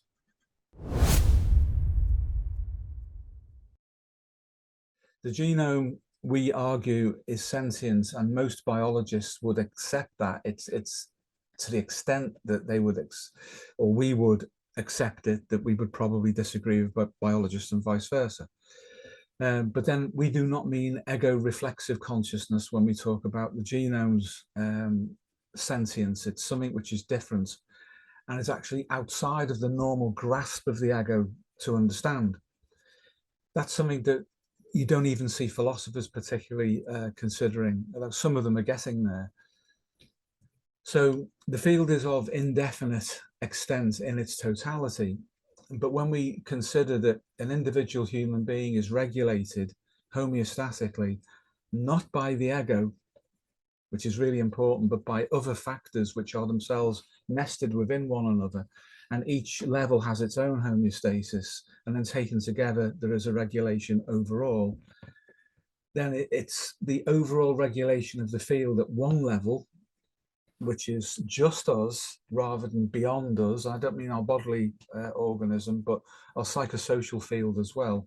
That's the most immediate form of self-regulation that we have. But beyond that, it seems that the whole thing regulates itself at a macro level of increasing complexity and of bandwidth the higher up you go. Now, at some point, that will meet the lowest level of registration, and the two will be in harmony. Again, otherwise chaos would break out, but it doesn't. There is order. So there is a regulation that's at work at all of these different levels. The genome will be capable of generating information from itself, including its own regulatory fields, which will emerge into ego consciousness as an intuition, and then will immediately transduce into another kind of representation. And it seems that the ego needs that in order to become conscious of the fact that there is meaning or direction or purpose in the intuition. Now we can scale that up or down, and that at any level potentially where intuition can access the wider field, wider outside of the ego, then this will be going on, but it will be being regulated at different levels. But what I said before, I think I hope is of interest. It is as if the field itself then not only can regulate itself, but it can generate intuitions at a higher level of registration. So the biopsychosocial field then can generate sufficient information which is systematized, that breaks through into individual ego consciousness in the form of an intuition. Presumably there'll be reciprocity though between the field and the individual, depending on how maybe the individual is attuned to the field. Yes. Maybe you know, below the level of the ego, you know, because it'll be at one level, there'll be a superpositioning of, I guess, the individual potential for somebody to have intuition and to tune into it, and that which is available in the field for that individual person to experience. Really good points. I know you were talking this morning actually about the Sheldrakean effects of intuition, and how that would operate at that level, or appear to be that way. That different people who are isolated physically start to acquire the same ideas, and that's probably intuitive in the sense that it's non-data driven sense perception. We're not cognitively thinking and then communicating with another person or group, but nevertheless there is a harmonic resonance at the field level, which we would say meets the definition of intuition at that level. And there even appears to be a temporal dimension to that for people who are clairvoyant. Indeed, as well. That's another really good point. I mean, I've personally experienced that. I've talked about it before. I don't really want to go off message, because there's always a temptation to do that. But I remember once I was going to attend a funeral. I was still in the police. You know who this is, don't you? I do, yes. And I was on the early shift, and I was tired because I'd done a short change. I'd finished 11 o'clock at night, back on at 7, which means probably had about 3 hours sleep. And I had to do the morning part of the shift. The funeral was in the afternoon, and I was going to be given time off work to go to it. And I went up to a place called the Night Kitchen, as it was called in those days, just to get away from noise. And I put my head down on the desk just to rest. And I seemed to fall asleep. But what I saw then was this mandala-shaped pattern that was like wood, but very thin wood with a gold edging to it, a very unusual mandala, like a spider's web that was set on a vertical shaft, and that was against a background that was totally black. And that startled me. I thought, what the heck was that? Anyway, in the afternoon, I went to a church I'd never been to before in my life for the funeral. And behind the altar, which had a black curtain behind it, there was this crucifix in exactly that form. And the time difference was only an hour or two, but the experience was so well matched that that's convinced me at that time, and I'm still sure of it, that was a kind of perception by way of the unconscious, synchronicity, intuition, a paranormal phenomenon, field phenomenon, same way of saying the same thing. So that's a temporal issue, and there've been many more. Oh yes, you've had plenty of experiences like that, similar ones. Yes, and they come when they will. Can't summons them, they just come when they will. So that means something else regulates the movement of that information and makes representation of it when the ego is in a receptive state. The fact that I was dozing off to sleep probably allowed it to come through and represent. But I'd never been in that church before in my life. I didn't even know what it was. And I'd never seen that cross in that form set against the black background behind the altar. So that's an example, I think. And as you say, there are many more. So the field, I think, at different levels of complexity, separately, independently to our immediate environments and our own biology, seems to be able to generate intuitions and synchronicities itself and move that information around, sometimes across time. Jung said, for example, you will know this, that intuition can see round corners, as he put it. And he said the future casts its shadow backwards and it takes root in the present. And he said, people who have intuitions are very often gamblers, risk takers, people like that. So they're not in the immediacy of the senses, that they're in some future state and they feel compelled to move towards that. So on empirical grounds, I would say we would be wrong to not address the issue of intuition and of field states like that. And when the evidence presents itself, either in our own life or in the lives of people we work with, we should be sensitive to it. And as I have come to believe that through experience, I found that that makes it more likely to happen, not through confirmation bias, because I can't make it happen. It's as if the field then senses the receptivity to be conscious of that kind of thing, and it gives you more. Plenty of examples of that. You'll get it through dreams, you get it through all sorts of parapsychological phenomena.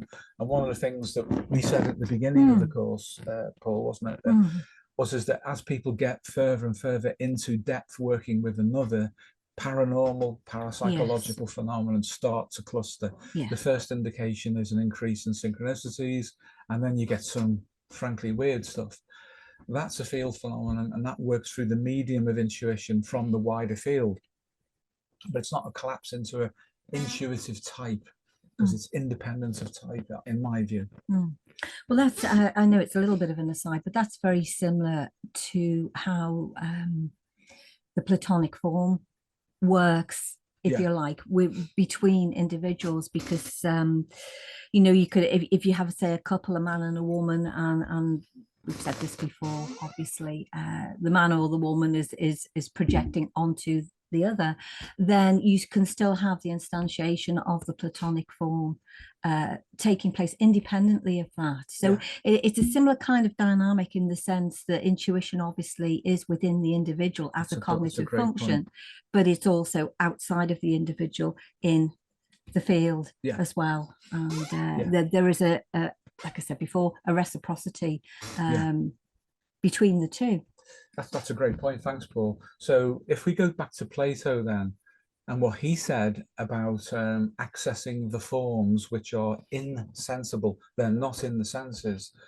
And he said the way to do that is through the dialectic, but not the kind of dialectic we have now, which is essentially Hegelian: thesis, antithesis, synthesis, then a new thesis, a new antithesis, a new synthesis.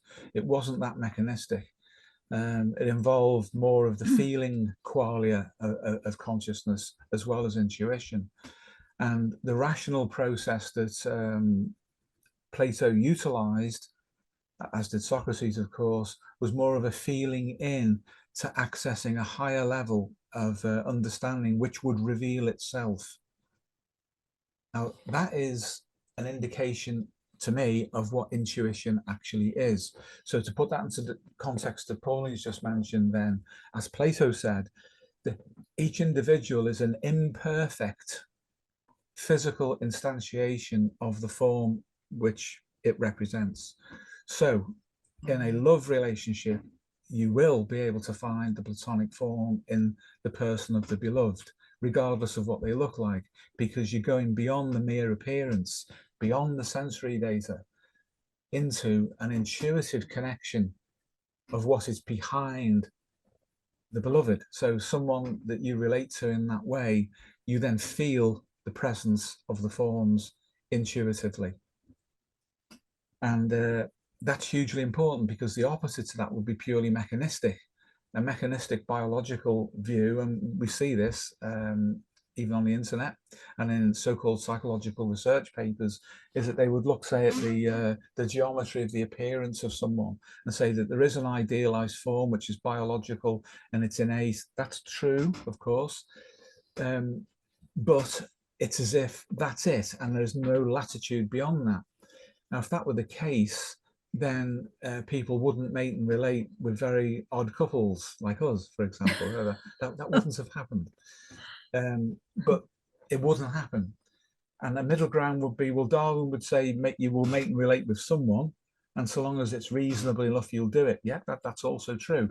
But what determines that for Darwin? Why isn't the competition higher? So only the people who meet this geometric proportions model, which is innate within us, ever mate, but they don't. Lots of people do. And people don't always go for a perfection in appearance. They go for other qualia, which taken together form this intuition of a pattern recognition within the field which is beyond them. So we can see where mechanistic approaches, which is data-driven principally, and are perhaps too cognitive, too rational, start to fail to explain things. And when they fail to explain what you get is a number of competing perspectives set at different levels of resolution. So there's a biological and then there's a social explanation, and they are disconnected. But there is something behind that which connects them both. And that's the Platonic zone that we should be looking into to see what makes sense of all of these different levels of representation. So the whole is greater than the sum of the parts. It's definitely something other than it. And thereby is greater because it is different. It is certainly qualitatively something other than the arithmetic sum of its parts. There's a quality to it which qualia of consciousness can apperceive. But once you collapse into a reductive cognitive mode, for example, you can't grasp it because there's a limit in that qualia of consciousness that prevents you from getting beyond it, which is why we have complementary qualia. And the most complementary of them all is intuition, because it reduces a very wide bandwidth, collapses it right down, sends it into the ego, it proliferates, but it's too big, so it's turned into something else. But we're left with that sense of meaning that's been delivered from the informational bandwidth of the field as a whole. You can immediately see the problem with Jung's cognitive Jung's sort of cognitive approach to the cognitive functions in something like that, because if we were to stick too closely to the theory, we'd have to say that people who weren't intuitive types wouldn't stand a chance of experiencing the Platonic form, which of course is ridiculous. I agree. So we have to then consider what's the meaning of being an intuitive type. So if intuition is a common faculty that is available to all of us, then what would separate a person off from being intuitive to one who apparently isn't? And my own view is that it's a matter of degree through something we could call habit Yeah, of preference. definitely. And Yeah. that's what the Myers-Briggs originally Yes, said that it was. It was did. a type To be fair indicator. to it did. A Yeah. type indicator that measured preferences. I can go with that idea. I think Yes. that's a good idea. Yeah. The problem with the MBTI, amongst many things, is that once it tries to measure that variation, it's measuring something which is very dynamic, can be context specific, and so its results, don't always bear out. So test-retest validity is very poor for the Myers-Briggs, and it's always attacked on that by proponents of the Big Five. You do it one day, you do it another day, it's different. I would say that's its strength and not its weakness, Yes. because what it's doing is measuring an in-the-moment instantiation or configuration of the field of an individual human being. The other thing it can pick up is where it is stable over time is a Sheldrakean habit strength. And it can pick up on pathology, though it's not meant to, because when people collapse into too rigid a habit, you can be sure that there's a reason for that, and that will be a psychodynamic factor, most usually complexes. So you can pick up on all of this by just adjusting slightly the perspective that we take on the faculty of intuition in and of itself. And it is very interesting, I feel, as a thinking type, I feel it's very interesting that when you're in a harmonic resonance and receiving, as you say, intuition as being valid, you get more of it.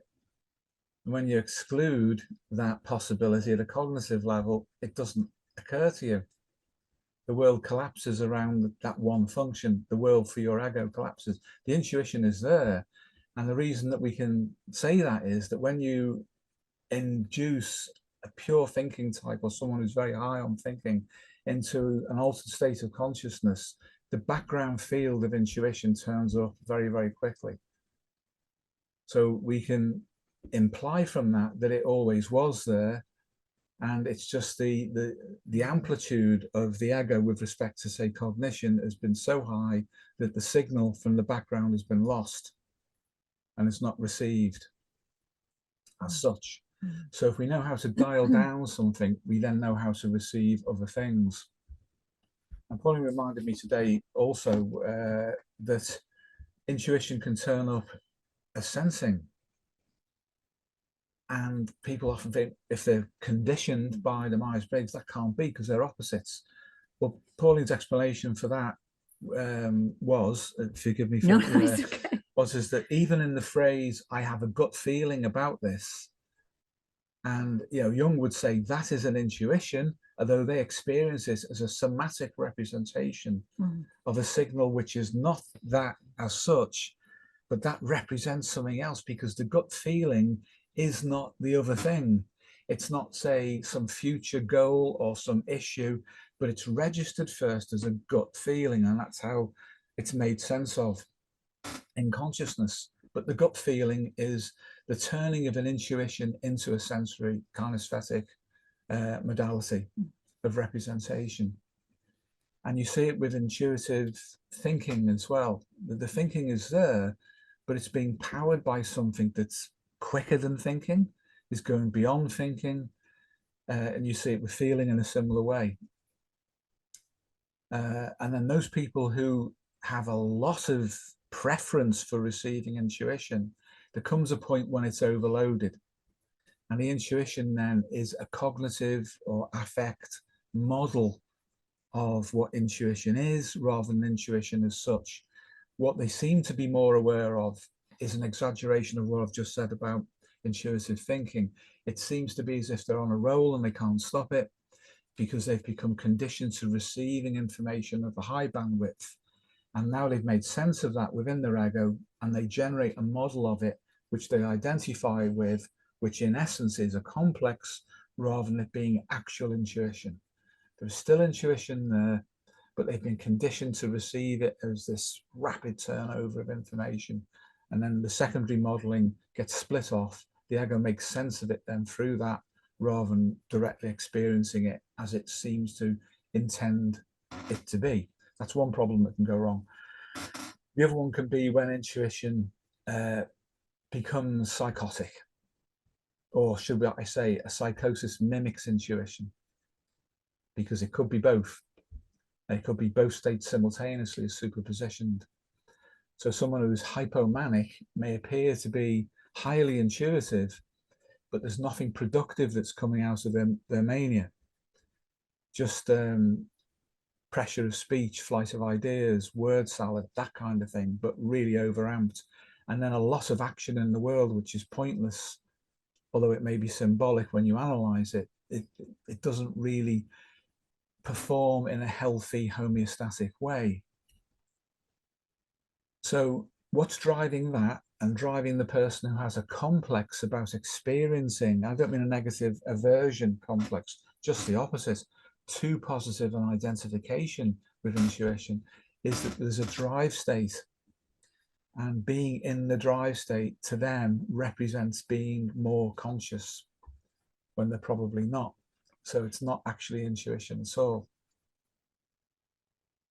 And people who have a lot of extroverted intuition in social situations can appear that way. It's as if the bandwidth of the intuition is too big for the ego to deal with, and it gets displaced into activity, exaggerated psychosocial interactions, and then a movement away from being conscious through other qualia, say the sensing and somatic thing of the state of the body. So they'll go without food for hours. They won't meet their own physical needs, and they're being pushed from within by that extroverted intuition. And when the intuition is internal, it has the same effect, just on the inside.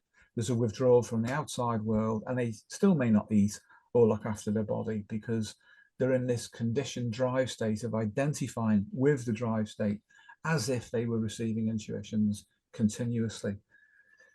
So trying to move away from the idea that intuition is a thing on its own, I'm suggesting it never is. It's always in a context. Usually it's connected to other qualia or to a pure drive state. And then the modeling of that drive state and of the qualia of intuition post hoc, after the fact, of the intuition, which may not in itself or of itself being relating to the ego in that moment, albeit that it is there. So it's a kind of a shadow of it, or a reflection, or a false modeling of what intuition is. And that's another downside of the MBTI. People like the idea of being intuitive. Let's be intuitive, that's good. And they go around all over the place with this internal cognitive or affect model of intuition, but they're not being intuitive. It seems that we have to be a little bit quiet before intuition can come through properly. And I would say that in therapy, when we're supposed to be quiet, supposed to be receptive, you'll see it, or you'll experience it. See, that's a sensory modality representation. You will experience it, put it that way, in those quiet moments, intuition, because the field will be closer to you and can push things in. There won't be a signal to noise issue, and then you get in that harmonic resonance.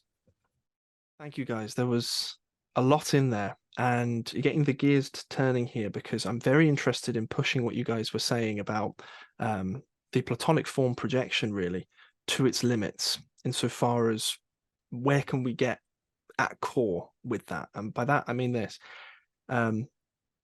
as is obviously part of this video and has been a part of Rebirth of the West, the last video that we put out, the Plato-Darwin equation. Plato seeks Darwin, Darwin conceals Plato, the soul transcends and unites them both. That's a very, very, very interesting piece of theory to me, and a lot of students at IPSA have said the same thing.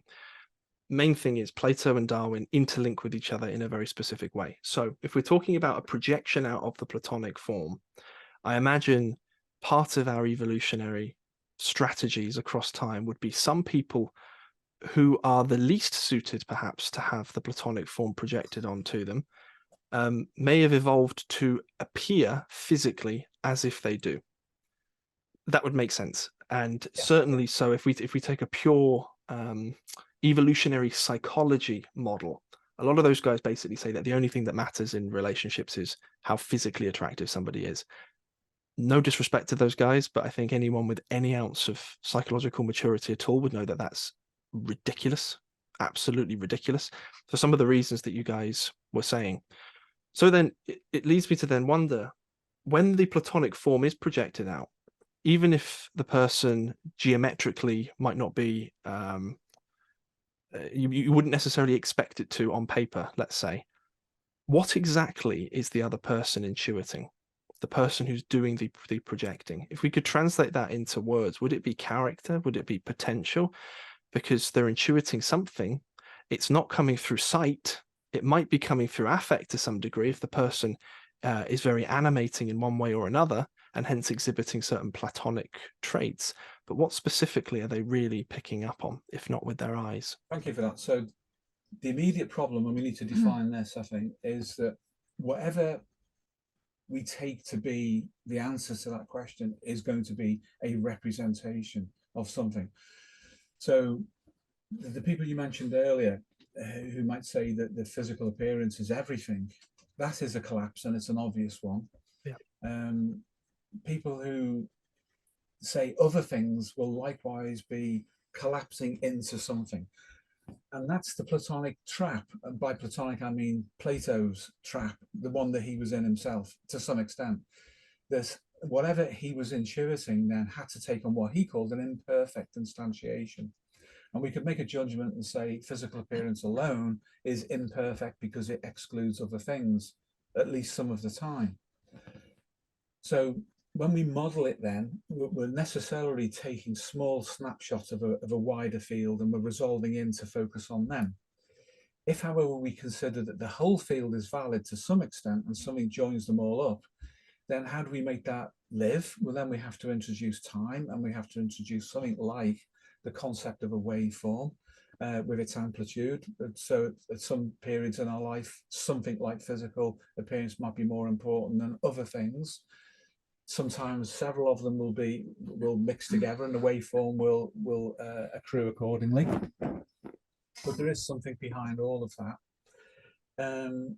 When we get to Darwin, there's going to be some kind of algorithm involved as well, because there will be in terms of the evolutionary adaptation element. But even that algorithm is set by, in our view, by the Platonic imperatives. Well, what might they be?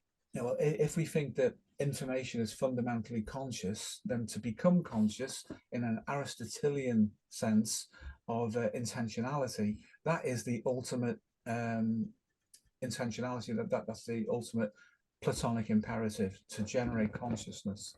And it might be that in the grander scheme of things, that is so difficult to do. We have to have this kind of domain that we occupy, this universe that we have, in order to have a relatively small amount of it to emerge from it. Or this may be just one version of what is possible.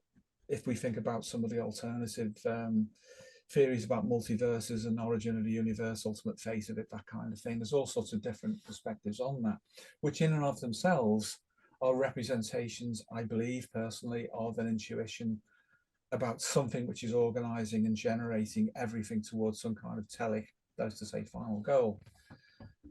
So what we have to do then is say there is this capacity that we have to generate alternatives from some original source, which itself is undifferentiated with respect to our capacity at the moment. So as humans, we've gotten so far, and we've done a pretty good job, pretty much, some of us anyway, with statistically have been able to do that. People like Carl Jung and some others, building on the work of people who went before, just as people who have followed Jung have built on his work, and others that have gone before. So we're progressively distilling out a model of what really is behind everything. The fact that time exists in and of itself is interesting, because that suggests a dimension or a domain within which things happen. Minus time, nothing could happen, because there would be no change of state in any sense, informational, energetic, biological, psychological. There's nothing without time. So something similar enough to time must exist in order to generate what we have now. To come from nothing, literally nothing at all, might be a quantum physicist's get out of jail card, for example, to talk about that kind of thing just spontaneously appearing. But there are lots of cosmologists who reject that now on very serious grounds. people like Sir Roger Penrose, whose mathematical model is innately Platonic, then we can say there is some kind of purpose to this which is known to itself. May not be known to us, but whatever's producing this teleology has to have a representation of its anticipated endpoint. Otherwise, the concept of teleology means nothing. So if we set Richard Dawkins aside and his objections to teleology within biology, and even that hybrid teleonomics, I think he called them, we set that aside as well, and move beyond biology into the physicality of the domain that we occupy and the mathematics that underpin that and so on, we can definitely see a progression. And if generally the complexity of that progression is moving towards more and more refined states of consciousness, then we can make a prediction based on that and say that the next iteration of consciousness will probably go beyond us in whatever form it takes. It may be biological, or it may be that it's reached its limit with respect to biology, and that we would then anticipate on the basis of that line of reasoning that biology will create its successor. And at that point, we move into what's happening with AI and all of that might mean. So I'll pause on that. Mm-hmm. Well, it's certainly the way that the collective imagination wants to go, and has been for quite a while, even with the creation of computers itself, and how technology has increased too, just over time. And even how we tend to model, at least at like an entry level way, how we work as human beings, how the brain works as being like a computer. There's like a shared projected similarity at the very least in there. Do you think AI is this is just a preliminary question really, but do you think AI is close to superseding biology, or do you think it will take quite a while longer? In other words, should we all worry about an impending AI apocalypse? It depends on how we define consciousness. And if we collapse into a biological and specifically human representation of ego consciousness, then AI is a long way away from its likely intended goal. But if we can, if we think that biology might be necessary to manufacture what we call artificial intelligence and ultimately an artificial kind of consciousness, that's a completely different perspective. But as soon as we collapse into a human, and as I say, a subjective personal ego state representation of consciousness, that is a complete disengagement with our own being. Would AI, for example, if it were conscious, also have an unconscious? Because we do. So are we going to model that into AI as well? Or some people are starting to say that intelligence and consciousness are different things. People like Michael Levin, that it's the ability to solve problems and to modify its environment at a minimal scale is intelligence. Well, that might be the case, but if we think in an ontological and a Platonic way about that, that's just another transitory stage in the development of something that will seek to escape biology once it's instantiated within it. So the degree of AI that we have now is not probably sufficient to be able to do it for a lot of reasons, because it can't at the moment manufacture and sustain itself. You know, it needs the hardware, it needs the electrical supply, all of that, and it needs people to do that. But if we think of an extended mind which can exist superpositioned between people and AI as a conjoint field, that is a reasonable field within which future progression can occur. We might see more stimulus for artificially modifying human intelligence, and at the same time that feeding back as a loop into the further generation of artificial intelligence until it's ready to completely separate itself from any independence of biology. Now, whether it would need meta instincts as we understand this or not is a moot point, because it depends whether that kind of intelligence or consciousness is only intelligence as defined by Michael Levin, for example, as the ability basically to problem solve. That's algorithmic to some extent. Once that program's in place, it refers to that and it makes an adaptation, or it fails in its adaptation. And then Darwin steps in and metaphorically deletes the software of that program because it did not work. But suppose then that it can be that, and it can be other things, and it can exist in different states simultaneously, and then something emerges downstream of that, where biology acquires the desire, and we're seeing it already in fantasies amongst some people, some significant and powerful people in the world, to move themselves beyond their own limitations of biology into a machine or digital state, the desire to move their consciousness. So I would say that's a precursor in a Jungian sense, where the future is casting its shadow backwards, as Jung said it, taking root in the present in the form of fantasies, as it's taken root in the form of science fiction, which is always about the projected future of sentient beings, perhaps interacting with us and being more powerful. But that's a more advanced level of consciousness. Just as in the past, when we didn't have technology, we would fantasize about the past, the age of heroes and of gods. They were elevated forms of consciousness with far greater power over their environment than mortals. So the fantasy about moving our own representation into different representational forms has always been there, certainly since we've had civilization. And it probably originated back in at least the Mesolithic, probably in the Paleolithic as well, when art first came through and there were representations of interactions with the environment over time, when lifespan was understood, that death was inevitable, that kind of thing. Consciousness wants to resist the idea of its own extinction. So it generates fantasies or means by which the information that's manifest within an individual can be replicated.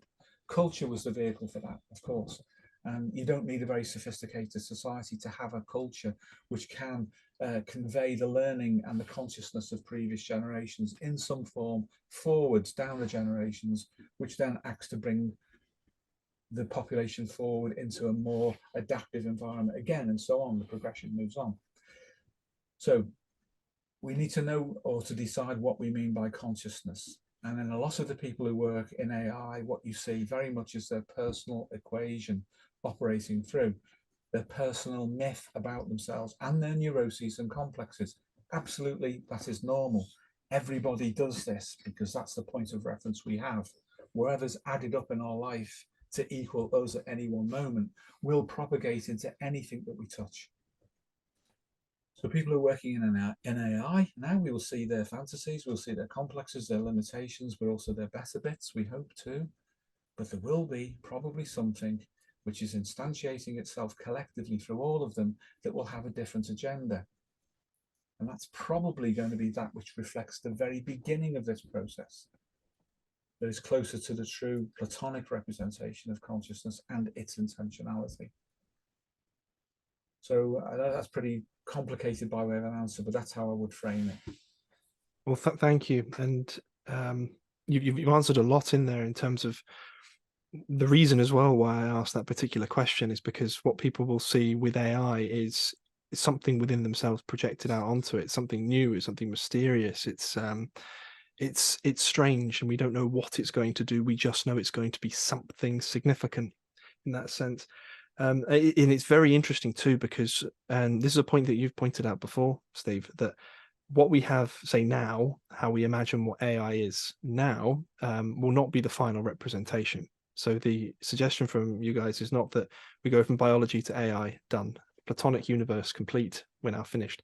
No, it will continue on that progression. I mean, the way that computers work at the moment is I'm going to sound like I'm contradicting myself a little bit, but is somewhat similar, not to the human brain necessarily, but at least to the human psyche, certainly insofar as computers are superpositioned between something and something else. Yeah, really quite strange. You've got the transistors and the electrons moving through those, but that then interacts with machine code and binary, and that then moves up to different levels, literally, of like programming languages, to like an output, like on a computer monitor or out to sound. That's a superpositioning of information.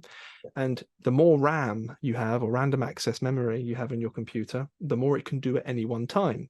That's like an equivalent with the Miller number, really. So when you were saying, well, you know, can an AI, or does an AI have an unconscious? This really comes into where you guys have reframed the unconscious as normally colloquially understood to be the field. And because no one single AI can be the whole field, perhaps it will always remain unconscious of something and will always have to rely on representation, unless eventually it will want to get to the point where, well, that doesn't matter. Everything, perhaps it moves itself beyond AI into quantum AI. And so information can travel across boundaries. It is a whole field then at that point. And wherever it happens to be. Because the quantum computing is, especially quantum attack resistant computing as well, is still a dream way off in the distance. So maybe that's a further intuition as to where things might then go, to make itself one with everything, in a non-inflated way.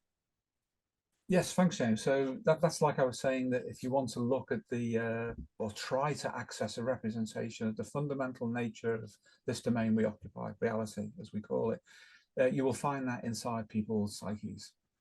You'll also find the future taking shape in there as well. And this is pure Jung. He would not have disagreed with this at all, not one bit. In his own way, that's what he was looking for. We just then have to have a sufficiently extended appreciation of the timeline that's led to us, and how that's worked itself through. And then we can start to see the future taking present now, or at least potential futures. The quantum element is certainly an important part of that, because it's part of our own consciousness, and the materiality of this world has a quantum layer to it. But the fact that mathematics seems to be beneath even that, and there may be something beneath even mathematics, which we've discussed privately recently, then how that would work through, if we could apperceive that, then we would have insight into just what everything is actually for, and the direction it's likely to be going in. The place to start is to say, well, how has life done it? Life as we know it, so to speak, here, with respect to how does it reproduce itself, and what has happened to it? Well, it's evolved, and it's evolved through reproduction, and it has a primary imperative to reproduce and to survive. Therefore, we can say that information wants to do that. Given the chance, it will do that. And to what ultimate goal? What will be the final state of informational distillation into something that represents itself to itself? An ultimate level of consciousness would probably need to reproduce itself again, like a life cycle. It would then need a domain within which to do it. Maybe it will have the capacity at that level, that immense level beyond what we can probably imagine, to be able to generate a new domain for itself out from a state which a future iteration of humanity in this other domain might call the Platonic. It would be far less wasteful too. Yeah. If that is the intentionality of everything thus far, then it does seem like there's a lot of waste from a consciousness perspective out there in the universe. Yeah, we might not be unique, obviously, in terms of the only organisms or the only planet that's inhabited, but you could do it more efficiently. Since evolution could certainly be more efficient. So even bound by the rules of thermodynamics, a self-replicating computer, or at least a computer with self-replicating code of some kind of life cycle, would have literally been built for that purpose. And I'm not saying evolution's clumsy, but it's not perfect by any means at all. Again, you see that I sense where you, or I feel I sense, so to speak, where you're going with that. But that's still a human model of intentionality and purpose. And these people who say we all live inside a black hole, which is a giant hologram, or whatever iteration of that they want to talk about, there is still an egocentric element to that. That's the limitation. That's the event horizon. The ego is a collapsed state. It is that, insofar as it identifies with itself. If we could find out what might be beyond that and its own considerations about itself, you would get the same result as when we look inside, but not as the ego that looks outside.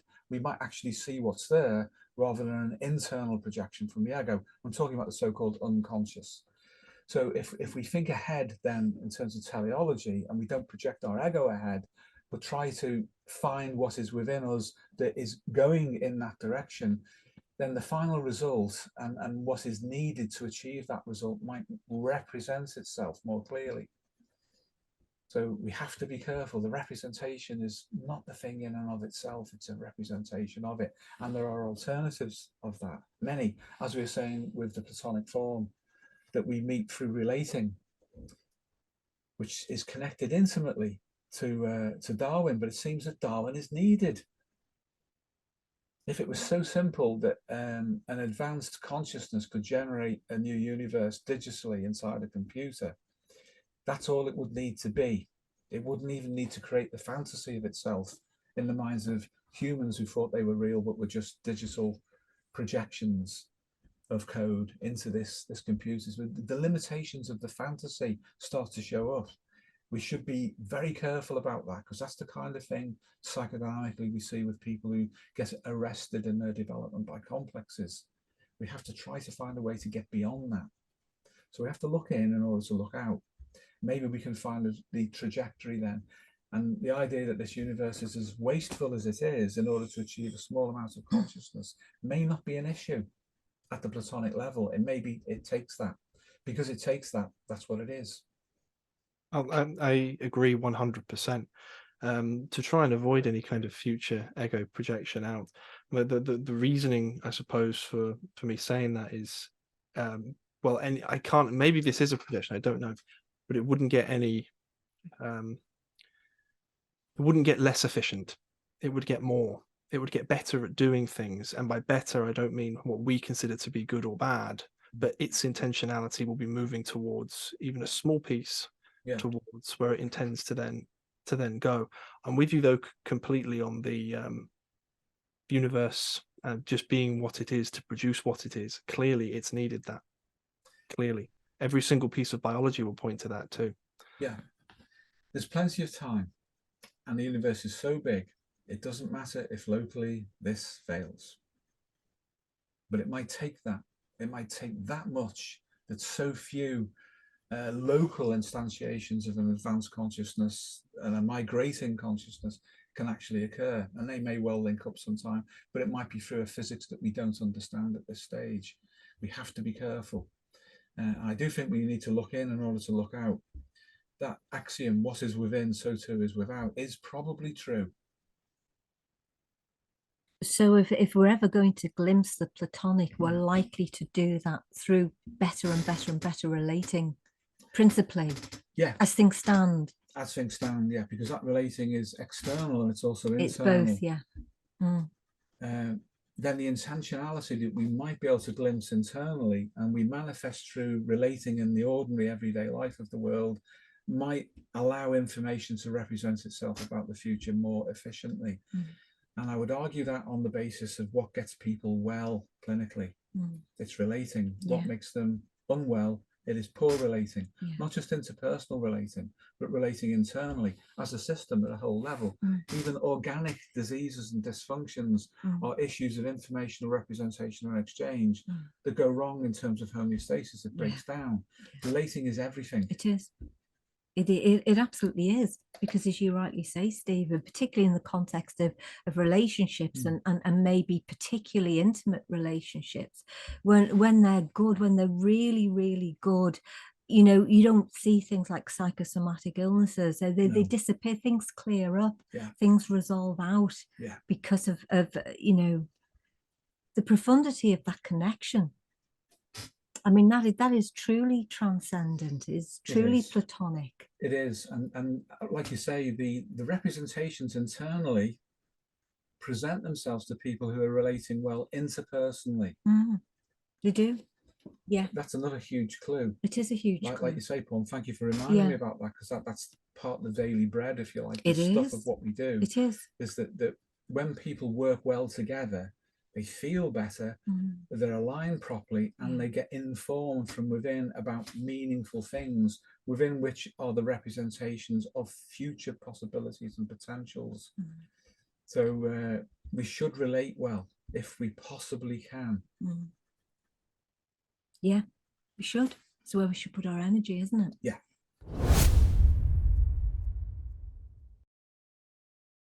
So to me, it looks like the post that you've written this morning explains, or at least is a lead-in to the third part of the Plato-Darwin equation. Plato seeks Darwin. Darwin conceals Plato. The soul transcends and unites them both. And that's, I can understand the first two parts of the formula pretty well, I feel. That third one is clearly more affectively toned in how you actually phrased it itself. And I'm looking at it in lots of different, I guess, stacked or superpositioned levels. It looks then that in order for the soul to transcend and unite them both, the first thing it has to do is sort of get out of its own way. If for some reason is the image that comes to mind with that, because if it's literally Platonic pressure, so it's not something we have to try and find or cultivate or invoke or anything of the kind, it will naturally, literally want to come through. Then people have to put not just what you're saying, gurus aside, but literally their own complexes aside. And at that point, is that roughly then synonymous, literally, with the soul transcending and uniting them both? Yeah, thanks, James. So just to clarify, of course, as in the Freud-Adler-Jung equation, they are borrowed images as metaphors for a process that they represent. And in the Freud-Adler-Jung equation, we principally use that to describe pathology. And it works really well when it's applied in that way. It also works properly too in terms of the development of personality. So that, as Jung himself said, that you have to understand Freud and Adler first before you get to him. So there is a linear progression from his perspective, insofar as someone would understand their biology, their instincts, and then their adaptation to society, culture, and so forth. And Jung said that they were the adaptations of the first half of life. Then you can legitimately go into the Jungian sphere of things positively. So now if we use that as an analogy for the second equation, which is Plato seeks Darwin, Darwin conceals Plato, then the soul unites, soul transcends, I beg your pardon, and unites them both. The soul then, I would argue from a Platonic perspective, is the end point, the telic instantiation of the ontology of consciousness itself. And that the beginning of that process, because it seems to require a material universe and require Darwinian selective pressures to bring about the actual development of consciousness from a ground state to a Platonic state, then the soul then would be an analogy, a metaphor, or perhaps in reality, Platonic consciousness being achieved, so it transcends its own drive to become itself.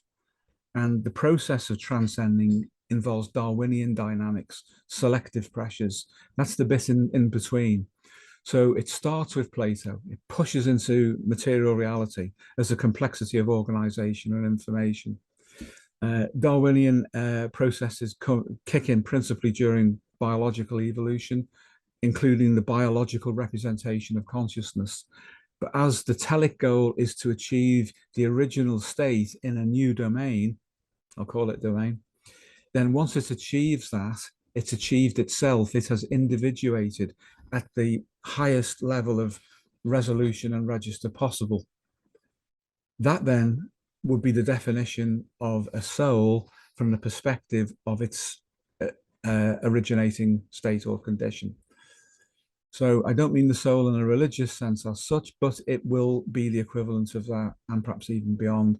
And I think that that's why religious ideas and religious states of ecstasy or transpersonal transcendent states are a glimpse of the representation of that final goal felt by an individual human ego. It's represented to it in that way.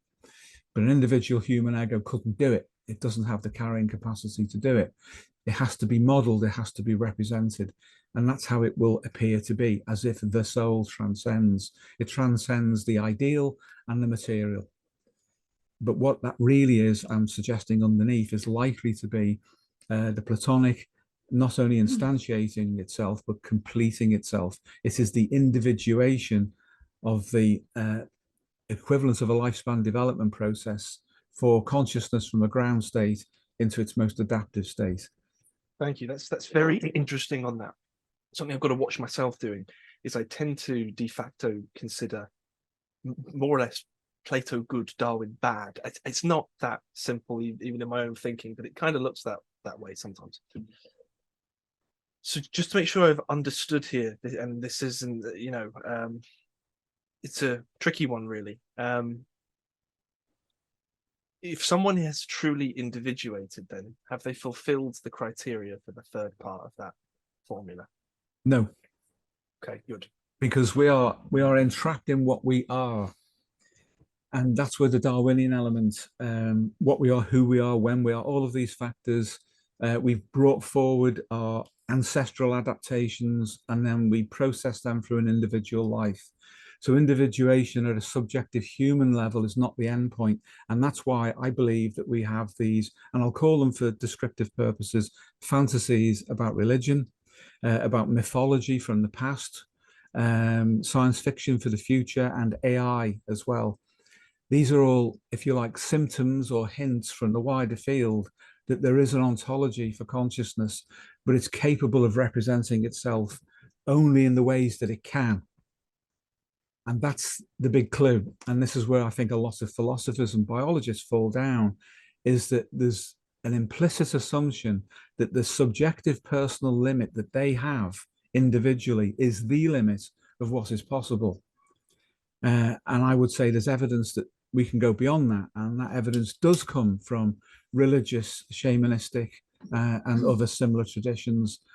If we can understand what representation is, and a number of Eastern traditions do tackle this, or they do attempt to tackle the idea of representation as being either an illusion, a collapsed state, what we would call an internal projection. They get all of that, and they know there is something behind that that is generating it.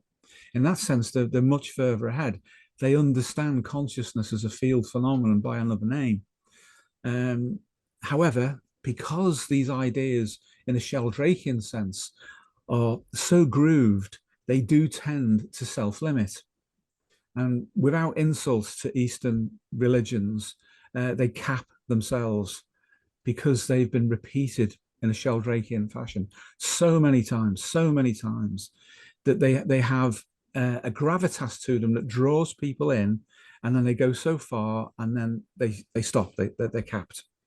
I'm suggesting that the ontology of consciousness in a Platonic understanding or sense of meaning there would want consciousness to go beyond that, to utilize this as a representation, present it as a challenge because it's capped, and say, how can you get beyond this? It's asked the same question of the West, and the West has collapsed around its scientific rationalism, although it is bringing in a more speculative philosophy. Again, it's bringing that back in.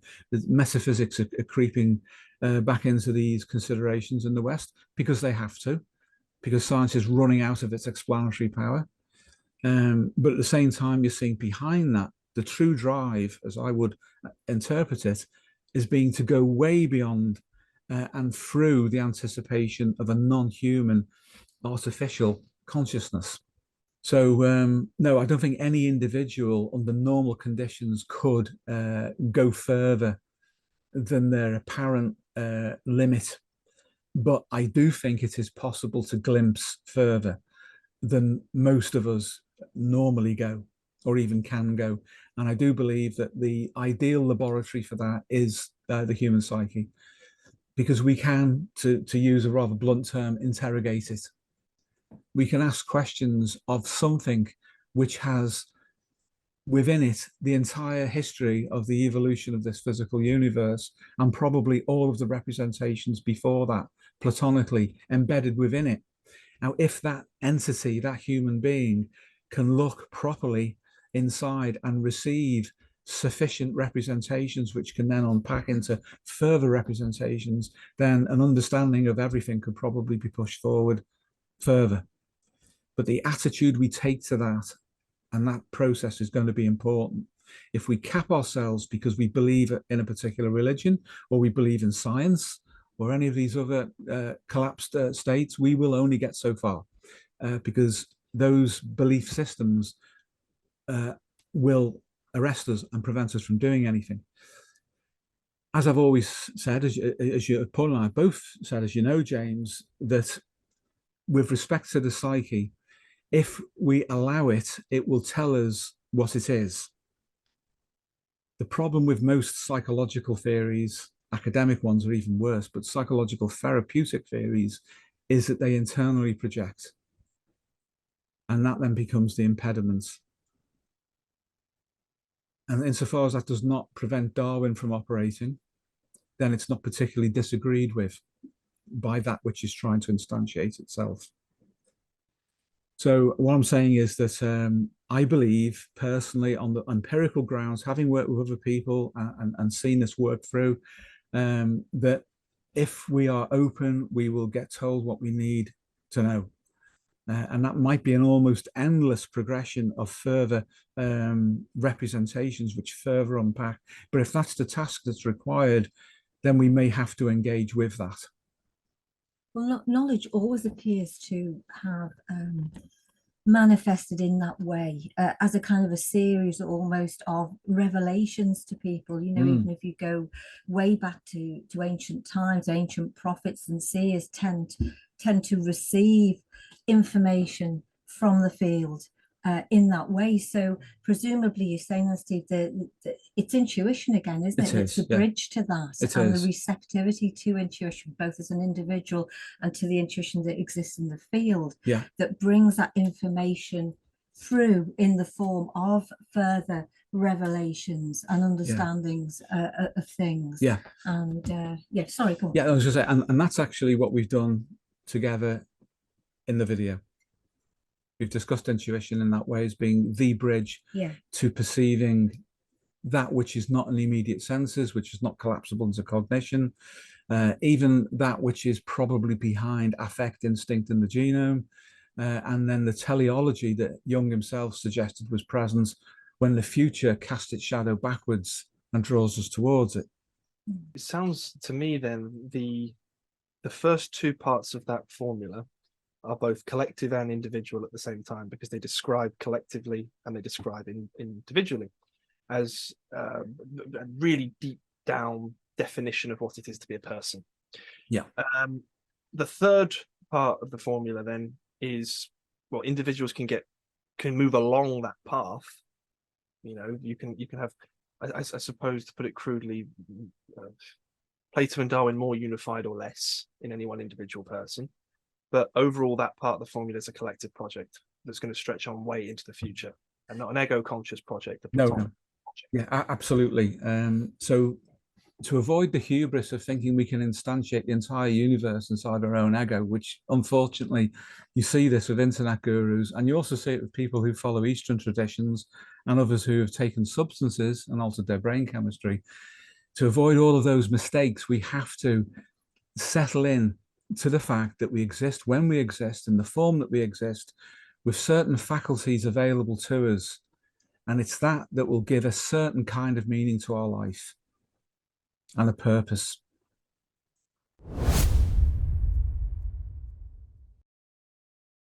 I hold out this hope, and I do believe in it. I know there's problems with the ideas of belief. Jung famously said, I either believe something or I know it. If I believe it, I don't know it. If I know it, I don't need to believe it. Okay, fair enough.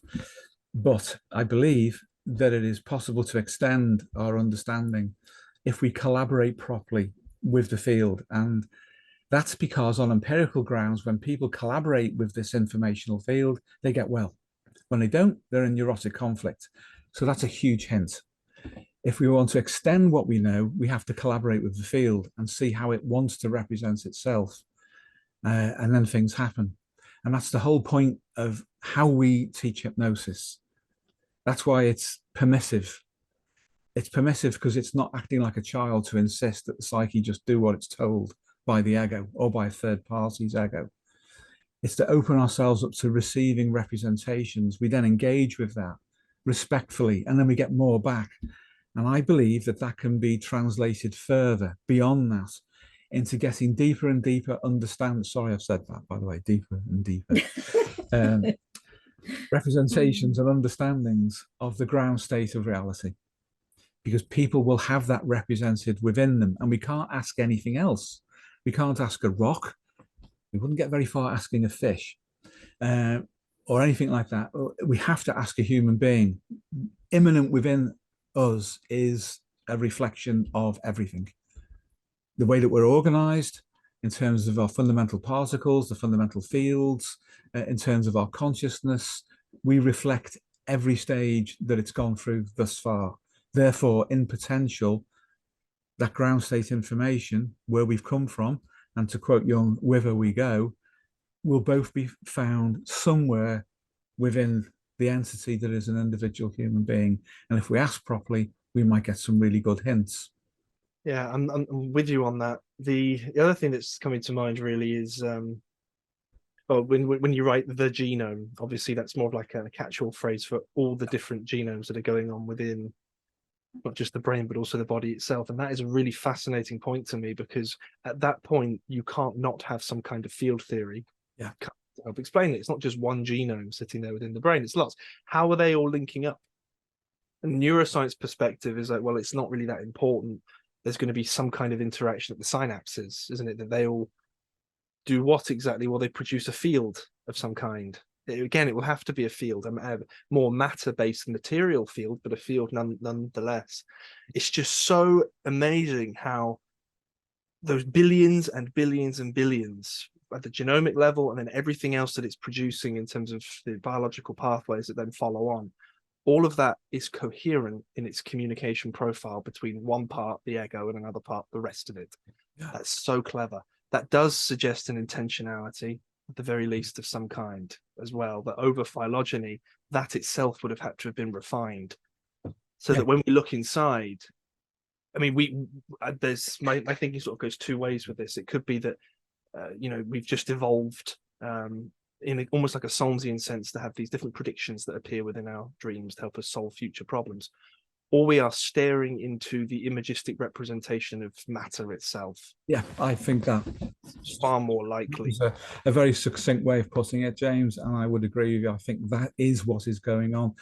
And Jung would call that unus mundus, and the role of intuition in its representational capacity to get beyond the limitations of the senses, and therefore of science. And that's why metaphysics gets reintroduced every now and again into science, to extend it by bringing intuition in. Intuition seems to be capable of receiving an impression of what that might be, a representational impression. So the clue, I think, is that we have to understand intuition, not by imposing a theory on it, but by allowing ourselves to dial down sufficiently to receive it. Very, very clever. Makes life more meaningful straight away too. Yeah. Almost on a metaphysical level, but there is that impression in science that everything, because things have evolved, it's therefore, at least with psychology, some kind of illusion that it's there. It's not real in a sense. It's like we're living in some kind of Darwinian matrix, but there's too much information for that to have evolved in that sense, ever. I think Darwin would have been on board with that as well. Way too much for that just to be natural selection. There has to be a Platonic element, or at least an a priori element, which is matter itself. The actual specific images, that's what would have been refined over phylogeny. Yeah. Different new instincts are introduced over evolutionary time. Okay, that's further informational bandwidth, but the substrate of it itself, matter itself, and paired with that, whatever it happens to be in terms of field dynamics, consciousness, ego consciousness, they're canonical to the universe itself. Yeah, I totally agree with that. Yeah. So I would say, though, that the illusion of evolution collapsed into a biological understanding of that, separate, as you've said, to a Platonic ontology and anticipation of itself, is there's such poverty of what you can derive from that to explain the phenomena of existence, that there has to be something beyond it. And of course, they're looking for it now, in a different way. Michael Levin's looking for it in his own way, and he's grooving very much into a specific direction. Sheldrake's model can explain a lot of it functionally within level, but I think his exclusion of the Platonic, which we discussed last time, didn't we? That may have been just an in-the-moment mistake. He perhaps didn't mean to say that. Makes it really hard to support where the original organization for everything came from. And also the idea that evolution cannot have a purpose would make sense if you're just talking about molecules arising out of inanimate matter, but not if there is something other than only that, in the form of a kind of consciousness which is evolving itself through different representational states. That's the limit that we have, but I think we can do a great deal within our limit. You know, we have individual individuation, which we can all achieve, and then there's the individuation of consciousness as such, which we can attempt to anticipate where that will be going, but we can't achieve it. We can't make the whole universe conscious for ourselves, not unless you're really tripping out on something high grade, you know. Yeah. Darwin himself, I think I've said, Darwin himself spoke about evolution tending towards perfection. It's an idea that's so out of fashion these days, but it will, if you just have an organism and an environment, there is a perfection point between that, which in just biological terms is perfect homeostasis between organism and environment. There is a perfection point. As the environment fluctuates, because it always does, that keeps putting more and more selection pressure, and then different organisms go down different tracks to produce the whole tree of life. But there is a purpose behind it. It needs to be adapted. And then it's in the video, isn't it, based on previous discussions that we've had. Well, is there anything that's shared in common between the overall path of evolution itself? Because it's not as if the universe needed to produce humans specifically, you know, as we are right now, but it does need to produce more and more consciousness itself, which is that overall adaptability solving essence, which is a very reductive way of putting it, but in biological terms it's going to be something like that. That is what evolution produces more and more of. So what's the ultimate adaptation? Well, to the universe itself. No individual can do that, but any Platonic instantiated direction, I suppose, would eventually need that. Yes, it would intend to, and the grand filter, there is one, is Darwin, and at the same time Darwin is the efficient cause in an Aristotelian sense, that which brings it about. Is that without that there's no movement, there's no generation of stuff, including biological stuff as a home for the representation of consciousness. But the fantasy of escaping biology is occurring within us as biological organisms. And I would take that in a Jungian sense as being prescient of the intended direction. Now let us move on to a scripted walkthrough of the core through line of this discussion, full from start to finish with original graphics and diagrams.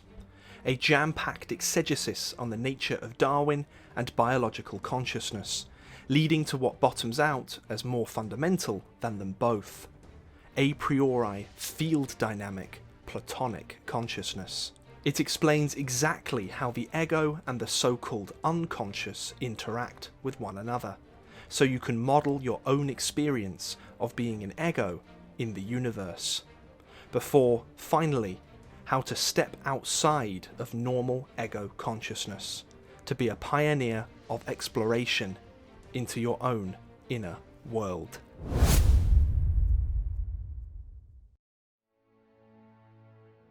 Wherever we look in the natural world, Darwin is never far off. Through competition for survival and resources, from so simple a beginning, endless forms most beautiful and most wonderful have been and are being evolved. Darwin is ever active in the form of human instinct and behaviour too, although this truth is critically undervalued by most.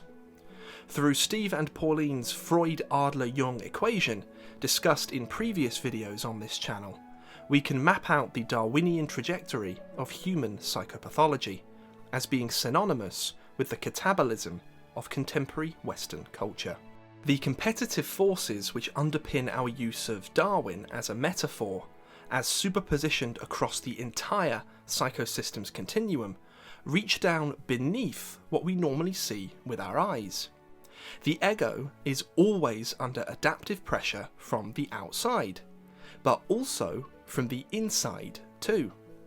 Complexes compete against both the ego and healthy instinct for energetic innovation from the genome.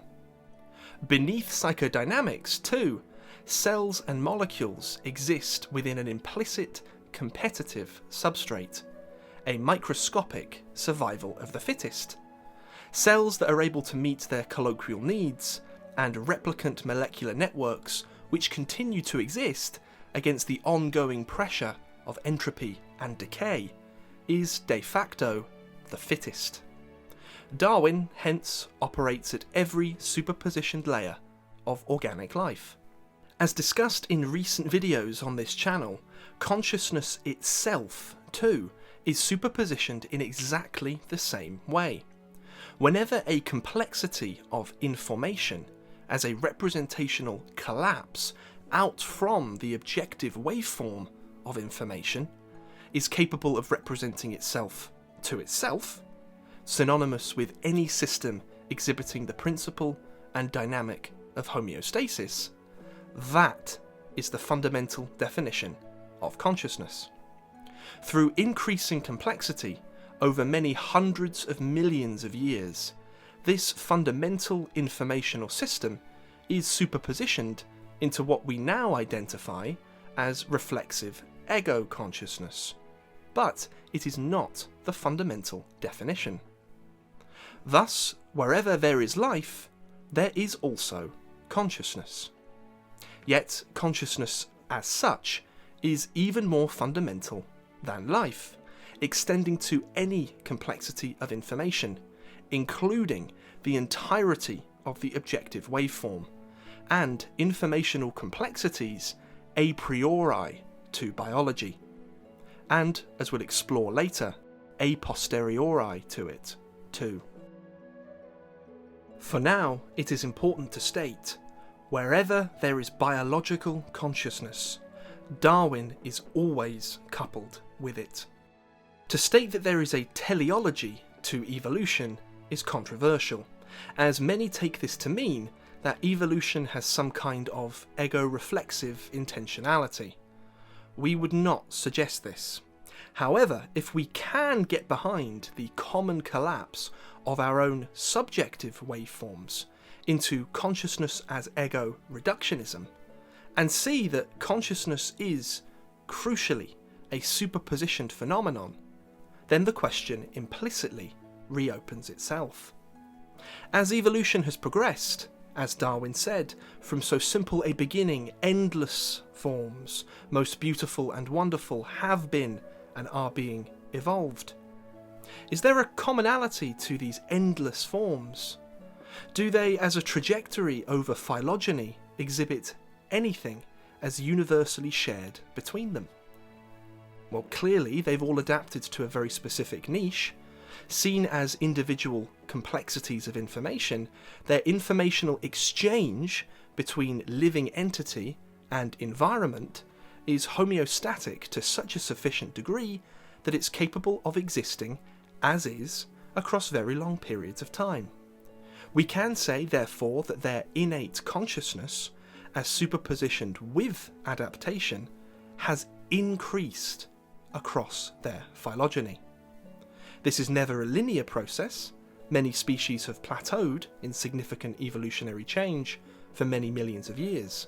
But taking the great tree of life as a whole, over time, from the dawnings of life, superpositioned consciousness always increases, as synonymous with the omnipresent looming necessity of adaptation. Taking this then, let's jump to the bottom of the psychosystems continuum. Perhaps we can learn more about this Darwinian process through starting at the very fundamentals of matter itself. Darwin, as a process, must surely have a constituent origin. Molecules are composed of atoms of hadrons and electrons, hadrons of quarks and gluons. Can we go any deeper than quarks, gluons and electrons? Physically, no, we are unable to do so, and thus they are designated elementary particles. Elementary particles have a very strict definition. For example, all electrons, no matter where they are in the universe, have a very specific charge, mass, and spin. This uniformity in description arises from the fact that there is one single field covering the entirety of space-time for each elementary particle. Each individual electron or quark is just an excitation in the one single electron field or quark field. Given their uniformity in description, mathematics is the best, and indeed the only tool we can use to describe them. So the psychosystems continuum looks from a preliminary angle like this. We suddenly move from matter into maths. Well, considering maths clearly isn't a physical phenomenon, but rather something we can model abstractly and describe with ordered, eternally unchanging equations, it seems, speaking metaphorically, that maths exists as if in some other world. The Nobel laureate Sir Roger Penrose has stated exactly this point.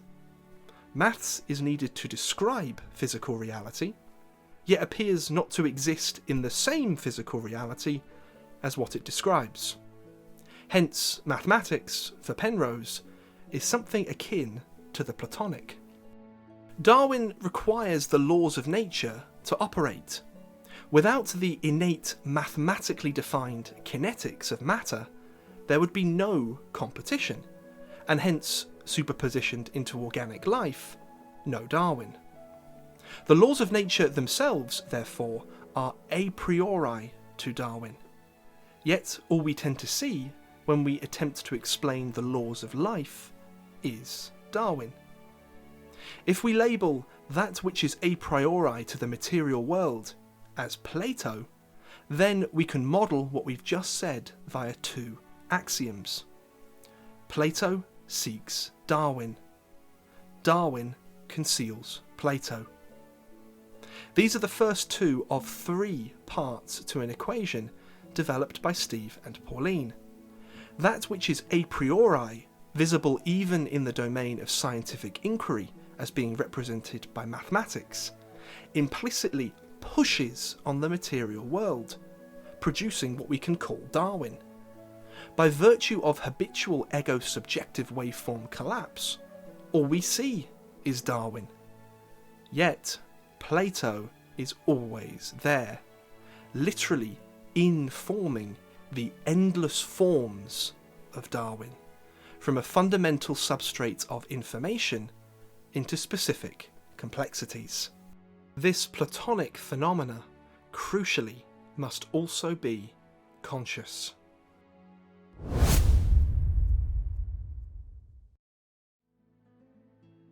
Knowing all of this, let us return to the psychosystems continuum. Outside of, and a priori to, the so-called material world, exists informational monism. This is superpositioned across the entirety of the continuum to form the objective waveform of information. By means of ontological mechanics, informational monism is projected, using that word metaphorically, into superposition with the material universe at the resolution of the Planck scale, the smallest dimension of space-time geometry. This fundamental field of information is called the Platonic field. The Platonic field is the meta-field of the objective waveform, the ontological, organising and informing field of superpositioning information. Everything normally belonging to the domain of particle physics, through to chemistry and then biology, is thus an ontological progression of steadily increasing complexities of this underlying information, organised within the material world by the Platonic field. Everything said thus far can be modelled cognitively. Indeed, through dialectical syncretism, one can actually glimpse a representation of the Platonic through a study of mathematics. But the key here is representation. The informational processing bandwidth of the ego is limited by the Miller number. 7 plus or minus 2 chunks of information. For everyday ego consciousness, the Miller number defines and limits the processing capacity of our subjective waveform of information. That is, a localized collapse of the overall objective waveform into immediate subjective awareness, regulated both by the overall field dynamics of the objective and homeostasis pertaining to the specific parameters of the subjective. So we have the ego and we have the totality of all information, both sharing the same substrate of information as such. The question then arises, how do the two interact? The exchange of information between the ego and the rest of the objective waveform takes place via dynamic superpositioning of informational representations. Put simply, we can't just collapse the entirety of everything into our ego at any one time. Instead, over phylogeny, we've evolved discrete representational qualia, which change in form and contents through continuous collapse of the objective waveform into the subjective. These qualia are cognitive, affective, sensory, and somatic. These are the qualia of how we perceive and process information itself. In addition to these four, there is also a fifth, or better classified, a special case qualia: intuition.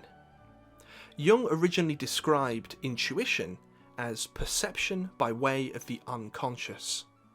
We can see now that this is more accurately described as perception by way of the field. Just like the other four, it represents itself to itself, thus it fulfills the criteria for being conscious. But, unlike the others, it does not represent itself to the ego. That is, it is unconscious with respect to the ego, and we experience its effects as agitations or representations in the other four qualia. So, considering the diagram on screen, information within the wider field migrates into the ego first on the carrier wave of intuition, then this information settles into representation within one or more of the other four qualia. Regardless of whatever so-called type someone may be, thinking, feeling, or sensing as merely habitual, intuition is always superpositioned with that so-called dominant qualia.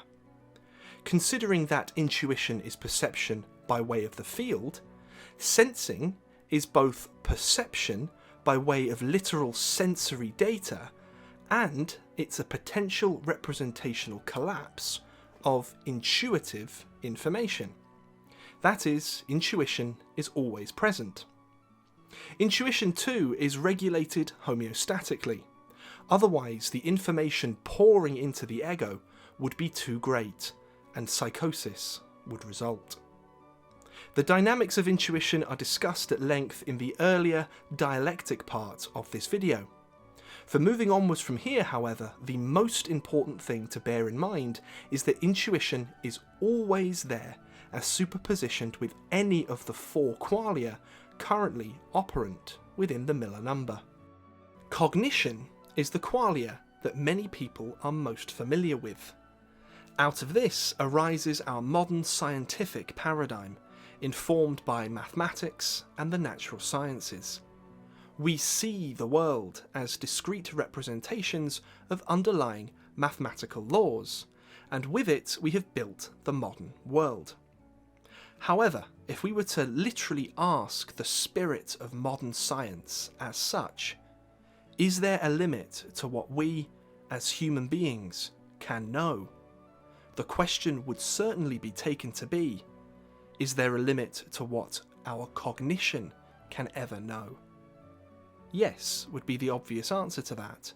It would bottom out at mathematics and get fixated and stuck there as merely one cognitive representation of the true nature of the underlying Platonic.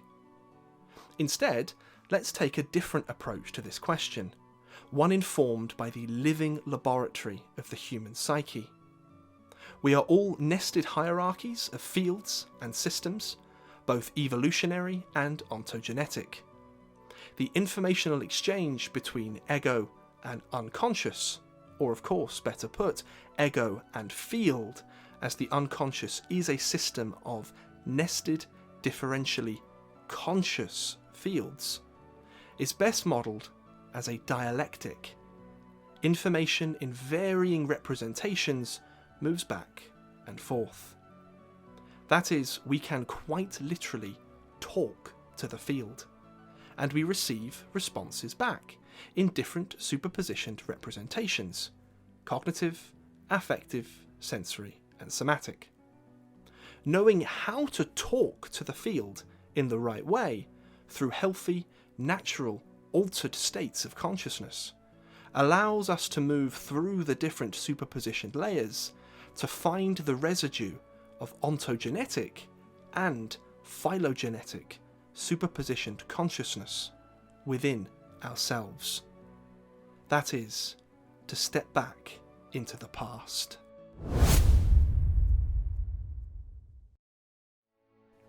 So, how do we do this? As a pioneer into this process, Carl Jung stated that we needed to go through an analytical process, although his idiosyncratic means of conducting this are largely unnecessary. Put simply, the brain has evolved. Jung pointed out that the psyche has evolved too. When we look inside, we can see the archaic human mind within, operating through different qualia.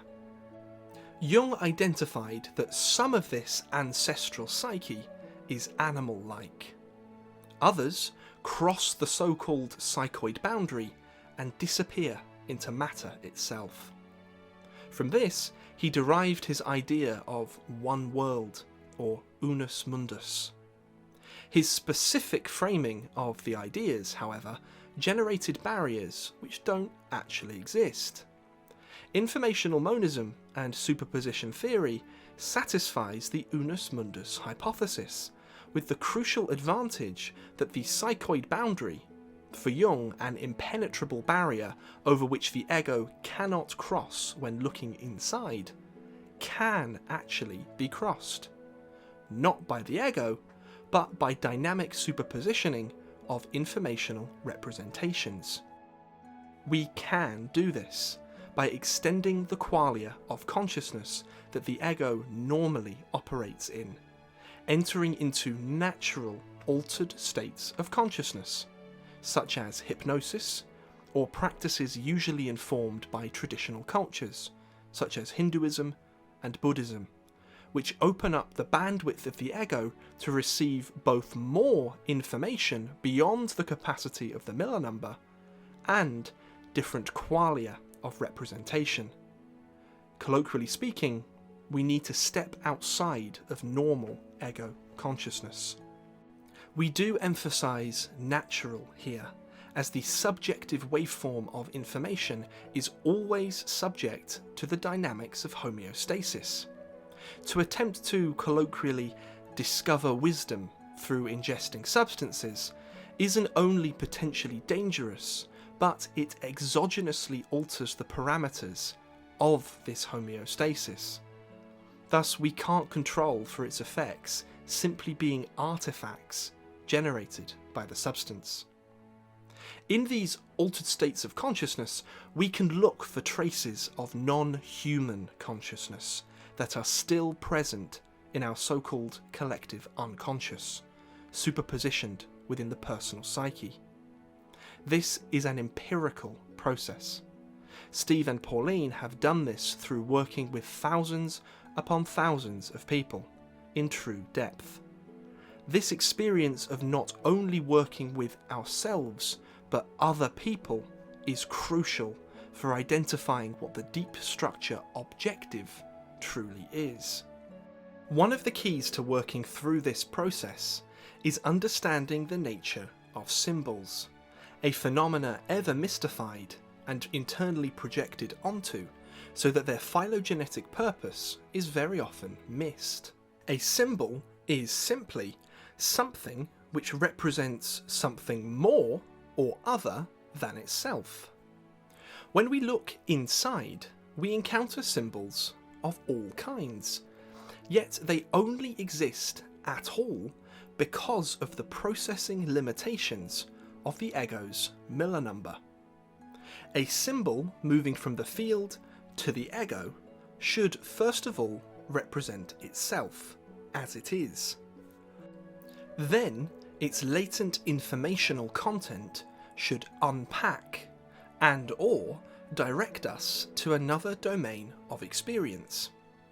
This is where most people get stuck, through the all-too-human psychodynamic of internal projection.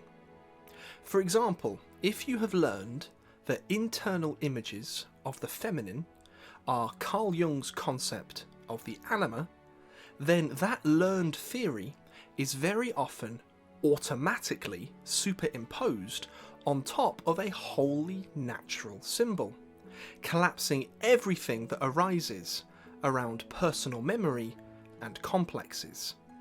Thus, nothing is learned except surface structure variations on what one already thought they knew at the outset. Instead, theory should be left aside, the Miller number free for the surface structure of the symbolic representation to unpack into its deep structure, as real meaning then results. Symbols are not just defined as images. They can be represented in any of the four ego qualia, entering the ego via intuition, or, as we've said, perception of the field itself, far beyond the habitual tendency of polarized rationality of the ego. Symbols that remain unpacked, such as results through internal projection, just remain as a desiccated state. Considering the human tendency to colloquially miss the point via internal projection, we can say that part of the intentionality of the whole process of field to ego informational exchange is to test the ego, and, de facto, the actual limits of biological consciousness. So, when we look inside, we can indeed find the superpositioned remnants of our phylogeny. Through careful consideration of the very existence of what appears to be an intentionality to the process, we can therefore infer some kind of teleology. In the life of an individual, the clear and obvious representation of this is an increase in personal consciousness of oneself, one's nature, one's personal myth, and thus where one's colloquial destiny may be intended by genomic pressure to be. This is true not just ontogenetically, but phylogenetically too. Platonic pressure, superpositioned into Darwinian forces, intends for us to become as conscious as we can be, and for consciousness as such to become as conscious of itself as possible. We can gain glimpses into what this might look like. In our contemporary world, one of the hottest topics of debate is artificial intelligence. Certainly fulfilling the definition of consciousness as a complexity of information that represents itself to itself, the existence of AI is generating all kinds of projective fantasies in people as to what its ultimate impact on humanity will be. Will it liberate us? Perhaps it will destroy us. It's almost religious, in deep structure qualia, how our culture is relating to it. Something unknown, numinous, with ultimate potential power over us.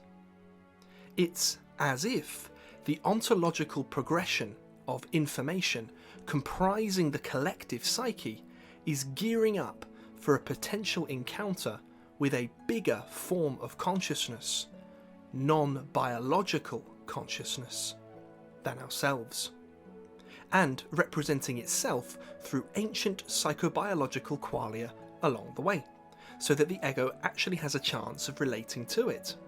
We've had similar cultural representations of this process dynamic before, stretching back to the days of Kepler, and most voluminously through the fantasy sci-fi genre of fiction that saturated popular imagination.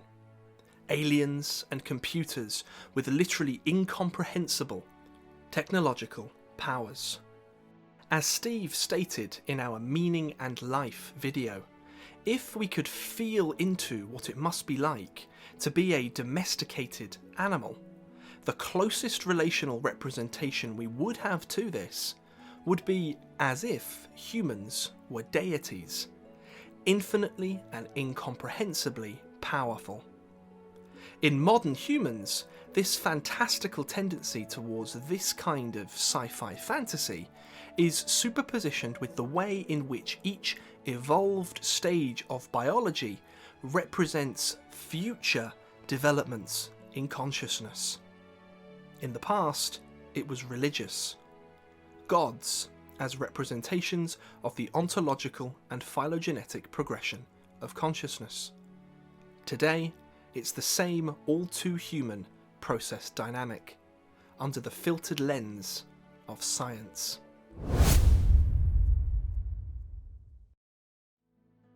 Consciousness itself is thus on a teleology.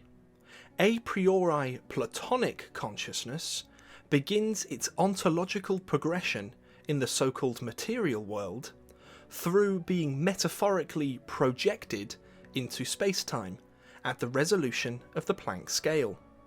This fundamental organising field of superpositioning information is the Platonic field. The Platonic field's activity, giving rise to the laws of nature, allows for matter to arrange itself into ever-increasing complexities of information.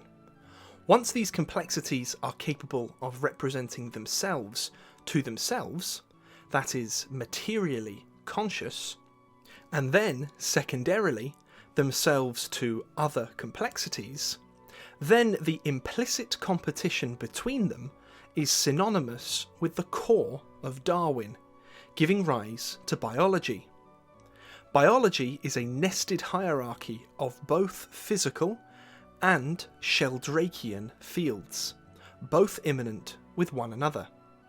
The latter type of fields are based on the work of Dr. Rupert Sheldrake, who has identified that there is an inherent memory present within nature, operating via a process called morphic resonance. That is, formative causation. All superpositioned levels of the psychosystem's continuum link up across the form of the species, generating a species-wide tendency for collective activity dynamics to become strengthened by habit. This includes behaviour of the whole organism, all the way down to genomic Sheldrakean fields. By the time consciousness as information has migrated via telic ontogenesis from Platonic qualia through inanimate matter to biology and then psychology, all superpositioned together, then we begin to see important Sheldrakean field effects, behavioural and morphic resonance, and the interaction between field and genome to generate meta-instincts and the apperception of the representation of Platonic information. Meta-instincts directed by field dynamics that are only apprehended by the ego via intuition self-regulate the ontology of Platonic forms into so-called material reality. Through the interaction between genome and field, the meta-instincts anticipate further ontological development of Platonic information. That is, the future development, thus far done through a Darwinian process, of consciousness itself. The collective meta-instinctive anticipation is for consciousness as such to migrate beyond Darwinian biology and into what we currently call artificial intelligence, a material vessel far better suited in terms of ontology for the further instantiation of Platonic informational consciousness in the so-called material world. This would eliminate the efficient cause, Darwin, of biological ontology. Human beings universally tell and listen to stories. Narrative is how we relate to the world, the past, the future, and our own self-concept. Our ego consciousness literally requires such a narrative metastructure in order to prevent collapsing in on itself. Darwin makes this an adaptive imperative.